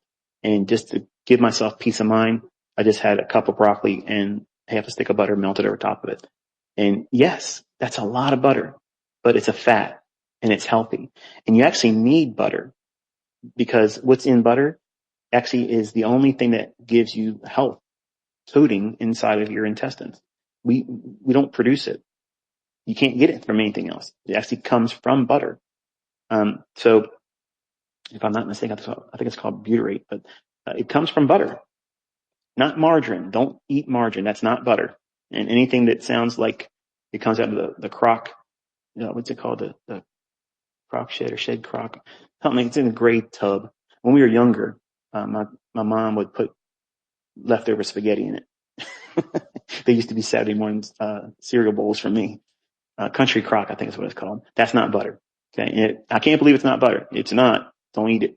So anything margarine, don't eat that stuff. When you go to movies, that's not butter. Don't get buttered popcorn because you're getting margarine and it's garbage and it's wrecking your body all terribly. So that's why I had to get a house that had a theater in it because I like watching movies. I like popcorn. You can eat it. It's safe. It doesn't hurt you. And I put lots and lots of butter on it. I've always ate it that way. And it's good for you. And bottom line, it's good for you. And then once in a while, I'll change up the chicken in the morning to eggs. I'll have 4 eggs scrambled up. And that's it. That's all there is to it. I don't have any kind of snacks, no snacking, no nothing, no fruit and vegetables in between meals, just that. And I am fit. Like I'm fit. I'm sitting at 190. My body is tight. My flexibility is coming back. I have no back inflammation at all. 0. None. And that's the first time it's felt like that since 2009 when I wrecked myself on the motorcycle. March 9th of 2009. 1:30 in the afternoon. That was the day I probably should have checked out, but the Lord said, not today. But I've been living with chronic pain since that day, and it's been getting worse and worse and worse. But after 2 months, it went away. 2 months of living with a different lifestyle of how I'm choosing when to eat and how long I'm sleeping completely changed everything. My ability to spend time in the charts is far more focused and clear now than it's ever been. And I just want to inspire you to just take a look at it. I think you're going to find that once you get to this position where you're taking everything out of your system that is not good for you, you're purging it all. Nothing in my body is artificial. No artificial colorings, no artificial sweeteners, no preservatives, none. And it's been a game changer for me. Like for me, I feel like I'm 15 years younger. And when you're 53, that's saying something. So I hope that I've given you something to consider working towards today. I probably bored a lot of you younger folks, and that's okay. I'll be able to live with myself with that. But if you've been wrestling with a lot of anxiety and stress or having a hard time to rest, if you've been racing with thoughts all the time, I lived that way for a long, long, long time. And I believe I think it's something they put in our food, man. Like I hate to say it, but I think it's intentional. And when you take all that stuff away and any possibility from it getting into your system, it changes everything. Like it changes your ability to think clearly. Your decision making isn't clouded. And you know, maybe some of you will take the initiative and try it. It isn't going to hurt you. If anything, it's going to make you better. It's going to make you healthy. And I'm trying to encourage that because I care about all of you. If I didn't care, I wouldn't talk to you. I wouldn't spend my free time doing this. And you're all going to put this stuff on your YouTube channel. I'm not doing it. I'm not monetizing it. So what's the motivation?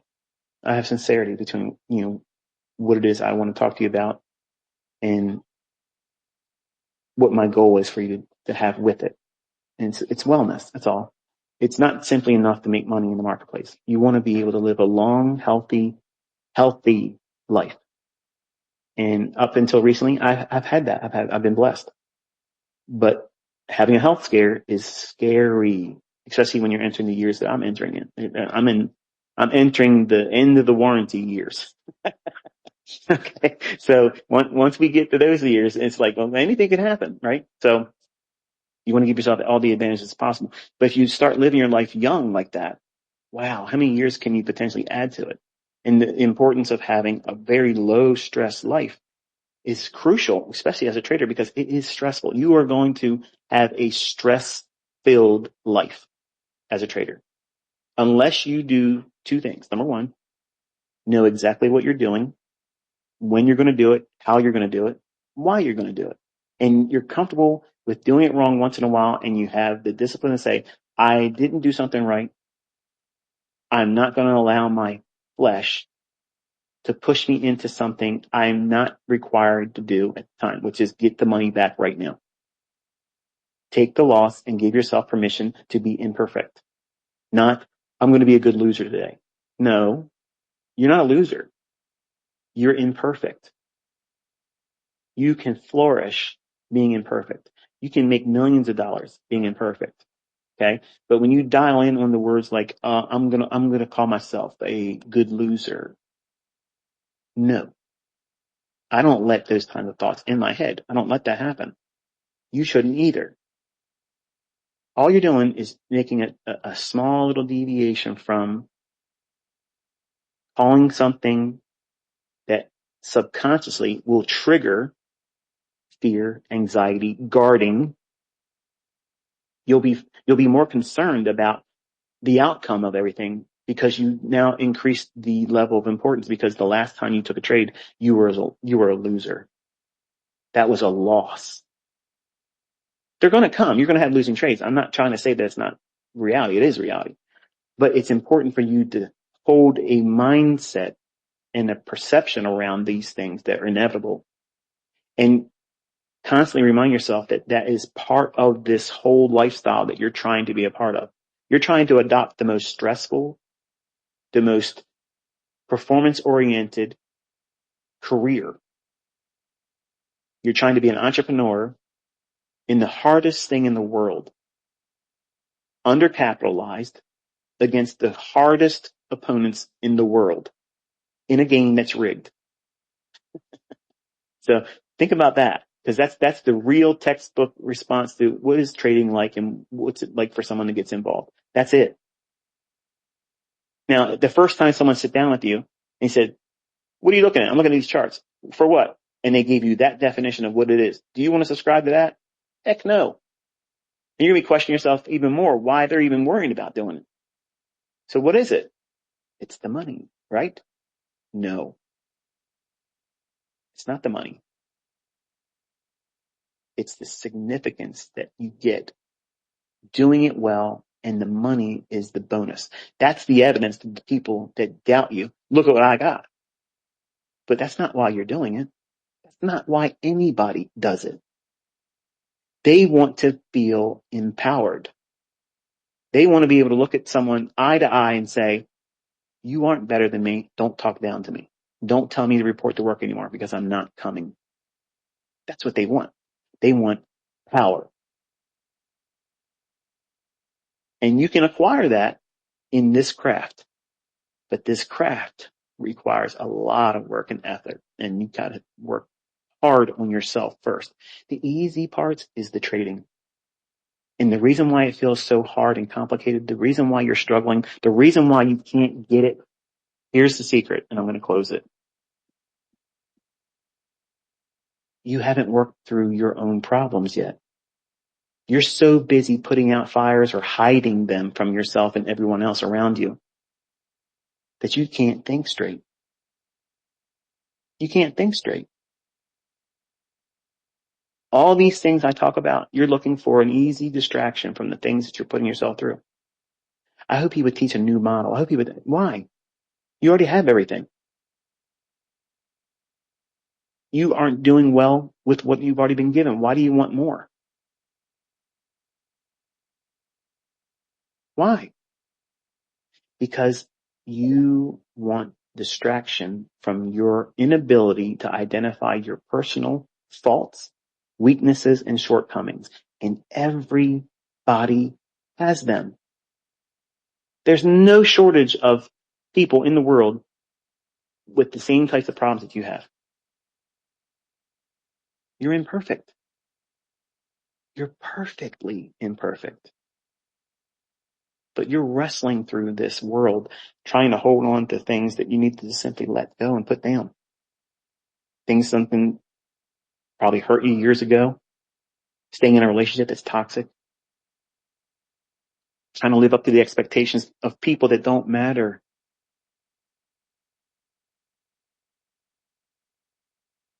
Think about it. You're trying to impress people that don't care. You're trying to prove that you have things that these people that you don't even like can't afford. Where's the motivation there? What's the point? Who cares if you made $1 million? Who cares if you went out there and bought a whole army of cars and drove them down the block and parked it right in front of their house and said, see this? Once they see it, that's it. It's over. It's done.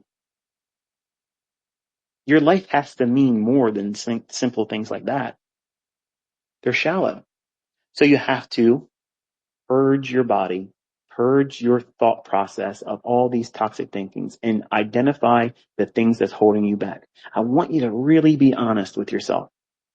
What is it that's messing you up? That makes you impulsive, that makes you want to push a trade on when there's no real reason to do so? What's the real thing? It's not that you want to make the money or get to the payout. You want that for some other external reason. What is that? Because that's the root thing that makes you tick. That's the why. And that why needs to be wholesome. That why you're doing it needs to make sense. It can't be emotionally anchored. It has to be principally oriented. What does that mean? It's got to matter more than just superficially. It's got to matter more than right now. This is the stimuli I would get if I could show the world that I made this much money. That's irrelevant. Nobody cares how much I have. Nobody cares what anybody else has. Once the number's revealed, wow. On to the next one.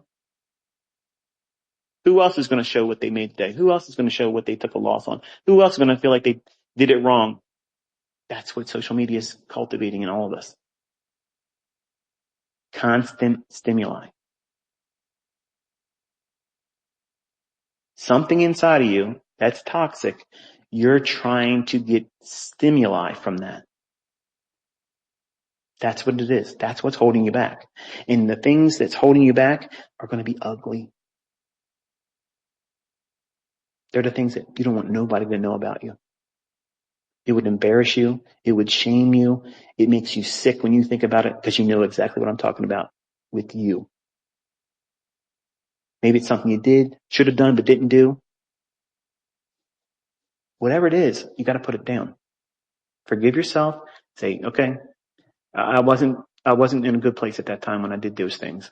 I got people I call friends right now, and I'm trying to impress them and rushing through this process, and they're probably not really my friend.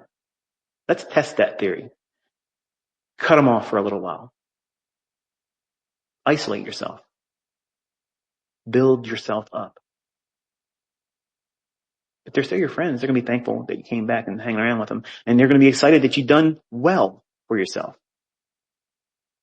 You ever think about it that way? Chances are you probably didn't, because I didn't think that way. I wish I would have had somebody that I cared enough to listen to, like you're doing right now. I wish I would have had someone talk to me like this, because I needed it. I needed a counselor of some kind. Like I needed someone to give me direction, to remind me that I wasn't losing my mind. I needed it, and I didn't have it. I would have paid for this if it was made available to me. And because I believe it matters, I believe it's the truth, I believe it's helpful, I believe it's going to impact you positively if you really do the work of this breaking down yourself. Tear yourself down internally and think, why do I do what I do? And tell that answer to yourself in the journal. And I promise you, you're probably going to weep. You're going to feel disgusted writing it out, and you're going to be afraid that someone might find this. Doesn't matter. Pour yourself out in that journal. It's good medicine. It's the best thing that you could do for yourself, because you're going to find something inside of you that's the real root problem. And you keep picking at it like a scab. You won't let it heal. It's festering like an infection. And it's constantly making you impulsive. It's constantly making you self-doubt. It's constantly standing in the way of where you're trying to get to. And you have to conquer it. You have to cut it out like cancer, because it's plaguing your development and it's going to undermine your success. It's definitely going to defer your success. So you have to cut it out. But you've got to know what it is so you can identify it and then say, okay, it's a problem relationship. It's substance abuse. It's self-loathing, feeling like I don't deserve it. Who said that you don't deserve this? Who's told you that you don't deserve this?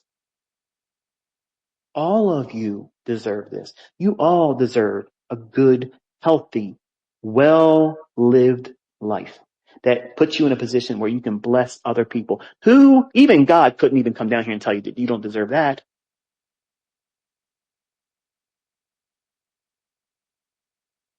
So why do you feel that way? Something's broken, and all you have to do is identify it and give yourself permission to heal and time to do so. And then take all of your attention away from that toxic thinking and pour it into self-improvement by doing these exercises. If all your focus is genuinely in doing this and not looking for the reward monetarily, not the immediate gratification that, oh, I'm learning how to do this. I'm going to make money real fast. I know if I do it his way, I'll probably be a better trader. But if I could start making money, I got time. I'll just be slower at getting better at it. But at least I'm making money. Wrong. Wrong. You're lying to yourself. I'm telling you, if you're thinking that way, you are lying to yourself and you're setting yourself up for failure. You're going to cause yourself to feel like you got to do more that's necessary, more often than it's necessary.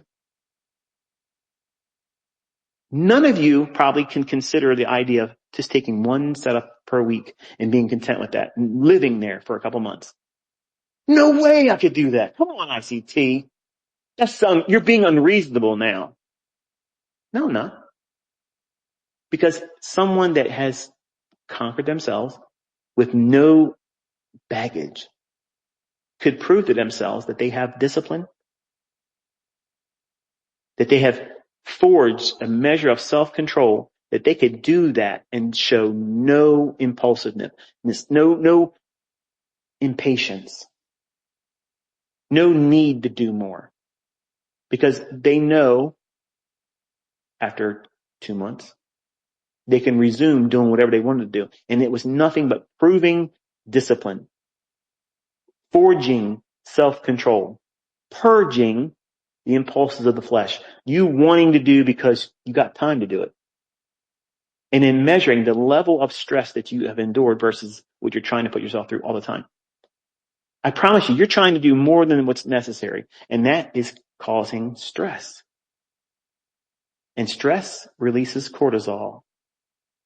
And cortisol causes your body symptoms. You start feeling tingly. You get anxious, your breathing, your breath elevates in frequency. And a faster breath causes a faster heart rate. And a faster heart rate causes more stress hormones.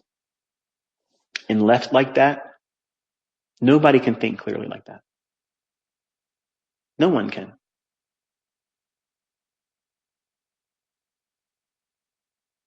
So why are you trying to risk a lot of money doing it? Because no one sat down with you and told you that it's wrong. No one's cared enough to tell you that there's a better way of doing it.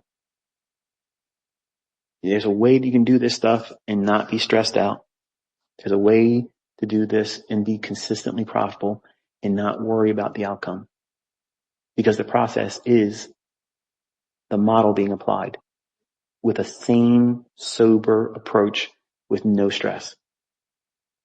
Stress-free trading. You're not trying to win Robin's Cups. You're not trying to be on leaderboards. You're not trying to beat the last guy's payout. You're not trying to be the number one person followed on the internet. You're simply trying to make more than you have right now with no stress. And measure how you feel about that. What are you contemplating? What are you worrying about? What is the positive things that you're feeling right now? What are you hopeful for? All these things are KPIs. They're key performance indicators. And you put that stuff in written format in a journal that you alone read. And you refer back to it. And then you give yourself a little bit more of a threshold to reach for. That means if you're trying to make $250 in the beginning per week, now reach for $300 or $350 more a week. And you gradually, slowly increase that. Not, well, I went to the gym and I'm going to get what's my heaviest lift I can do in weight? All right. Now I'm going to do 80% of that and start working out. Man, you're tearing yourself up. You're causing growth to be deferred and you're hurting yourself. That's not how you work out properly. Now I know some of you juice heads are going to come at me and say, bro, you don't even work out and you're going to come at me and do all this and do that. You don't want me breaking out pictures of me when I was 19. Okay. I'll put you all on welfare. Okay. Straight up. So the bottom line is this. In closing, I want you to live a well-lived life. I want you to be healthy. I want you to feel confident about what you're doing, but not overconfidence, not arrogance, not conceitedness, not narcissism. I want you to not worry about the opinions of others, least of which mine. If you're asking me to critique your work, you're already making mistakes. I'm not in the business of doing that. I don't have the time to do it too. And you should not be doing that. You're looking for needless things. The whole point of you being here is to learn how to not be tethered to anyone. And I'm the first person on that list not to be tethered to. You want to be an independent thinker without any stress, living a very long and healthy life. And you want to be able to move through these marketplaces without any degree of stress. And this is the process you go through. You start with you. And so many people, and you know who they are. They're the people that come at us, me specifically, and they're toxic. You know beyond a shadow of doubt, they're not comfortable in their own skin. I'm not going around looking at everybody that says anything positive about themselves saying, you're a wreck. And I have reasons I can do it. I can look down on everybody else out there. I could, but that's not what I do. I don't want to do those things. I look down on everybody else's trading method because it's inferior to mine. And that sounds narcissistic. That sounds arrogant and egotistical, but it's facts. I would never leave what I'm using to go and do anything else. And when you get good at using it and knowing what it is it's capable of doing in your own hands, you will never feel that way either. It would be nonsense. It would be ludicrous to do that. No, I don't want to know. I don't want to know what the market's going to do tomorrow. Okay. I'm not going to do that. Okay. So I wanted you to just be reminded before we go into our holiday break that the time that you spend away from me bloviating into these types of things or on my videos, I want you to think about how you can build up yourself. Take the time, and it'll be close to about 90 days before I resume in February, Lord willing. Try to do those types of things I've talked about here, or make a conscious effort to try to work towards it. Reducing anything that's not good for you is a good thing. And see if you don't notice a difference in stress. You're going to wake up one day and it's going to feel like, wow, my mind is not racing. I'm not breathing as fast as I used to be when I used to put these trades on. I'd be like, if you have those Fitbit little bands and such on your wrist and you start measuring your elevated heart rate, you're going to find that your heart rate ain't doing anything. You're calm. I would love, I've seen trades by Matt. He had it there for a little while. I heard Tom Hugard mention he had a low heart rate a few times. Tom, with all due respect, I really want to call you on this one because I've listened to you, and some of that is actually the live streams that you were doing, where you're actually taking the positions, you're trading it, and you're doing it in front of everybody, and there's nobody can say anything bad about that. But you said that you had a 50 heart rate, but you seemed disgusted about something at the same time. I don't think that's possible. If anything, there would have been small little spurts of increased elevations in your heart rate. So I would love for live streamers, like, wouldn't you love to see Patrick Whelan to have his heart rate monitor on there and let him, I don't watch his stuff anymore. He's gotten real toxic, but the, people like him. And you got this real cool cat like, Matt Miller, trades by Matt, you know him, funded account code TBM, by the way. You're welcome, man. It's 2 times. You're going to owe me some kickbacks. Christmas time. Don't forget me, bro. So, the difference between those two, really, really laid back versus crank. All, 100 miles an hour nonstop, drinking energy drinks and whatnot, crazed out of his mind. I would love to see a heart rate monitor on both of them and then trade their largest comfortable size. And the information feedback that would come from that would be illuminating. Number one, you probably would see Patrick's heart rate already crazily elevated anyway. And Matt probably would be chill. And it would probably go up to about 100 or so if you put size on. But you probably see like 130 on Patrick. You can't do well in that environment. It's stressful. You can't think clearly. You will not be comfortable in the trade. You won't be comfortable in the trade. And if you watched him, you'll see he's never comfortable in the trade. And it's not a knock against him. It's just something that I think if he does things like this and starts investigating his own thought process and the things he does, I think it would be beneficial. It would help him prune all the things he's doing. It'd probably make him better. I know it would make him better, actually. And what do you think that would do for yourself if you said to yourself, I'm going to focus on lowering stress inducing things, filtering a lot of this kind of stuff, not putting myself in situations where it's going to be high stress, not placing all this extra effort that's required to get through something that you want to be doing in private. Your speculation, what you're doing with your money, how you're risking, how you're entering, what mode of trading you're using, whether you buy stuff. I have people listening to me. They never even trade my stuff. They just like to listen to me talk about these types of things, the psychological things. And I got respect for that. That's cool. You don't have to use my stuff. I'm just biased with it because it's mine. But I think that if you were to be honest with yourself and look at what you do constantly to yourself, you probably make it a whole lot harder on you than it's necessary. You don't have to make it an Olympic feat. But that's what social media turns it into.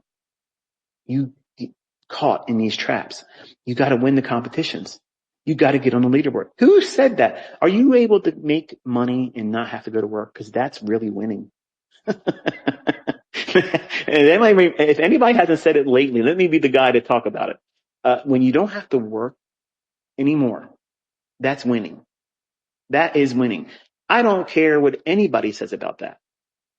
That's winning. And when you get to that part of your life where you're able to do that, and you can do it from your own hands and the effort that you put forward in your trading, you're not going to care if anybody agrees with you or not. You won't care what anybody else thinks. You're not going to go around looking for arguments either. But when someone steps to you and says, oh, you can't do this, do you really care what people think? You're not going to. And you live a stress-free life. You laugh at them. You smile and you wave because they're not of any importance to you. They came there to try to distract and derail you. And who cares? If you know you're living your life, you're living in your world. That's the reality of what you're doing. These perceived ideas of what you're never going to be able to achieve, those are opinions of people that are failures. They have failed already. And they want to allow the enemy to enter their mouth and tell you you're going to fail. And that's a lie because the devil is a liar. So I hope this holiday season you have a blessed one, that you're healthy, and you come back next year, and Lord willing, if I'm able to do so, I'll have a whole new batch of whatever it is I'm going to be sharing with y'all. But I want you to have a very relaxing, enjoyable holiday season. Make it memorable, and I'm sure I'll be able to say my holiday spirits and wish you cheer and all that, given the opportunity on X and whatnot. But if I don't get the chance to say it, Happy Thanksgiving, Merry Christmas, and Happy New Year.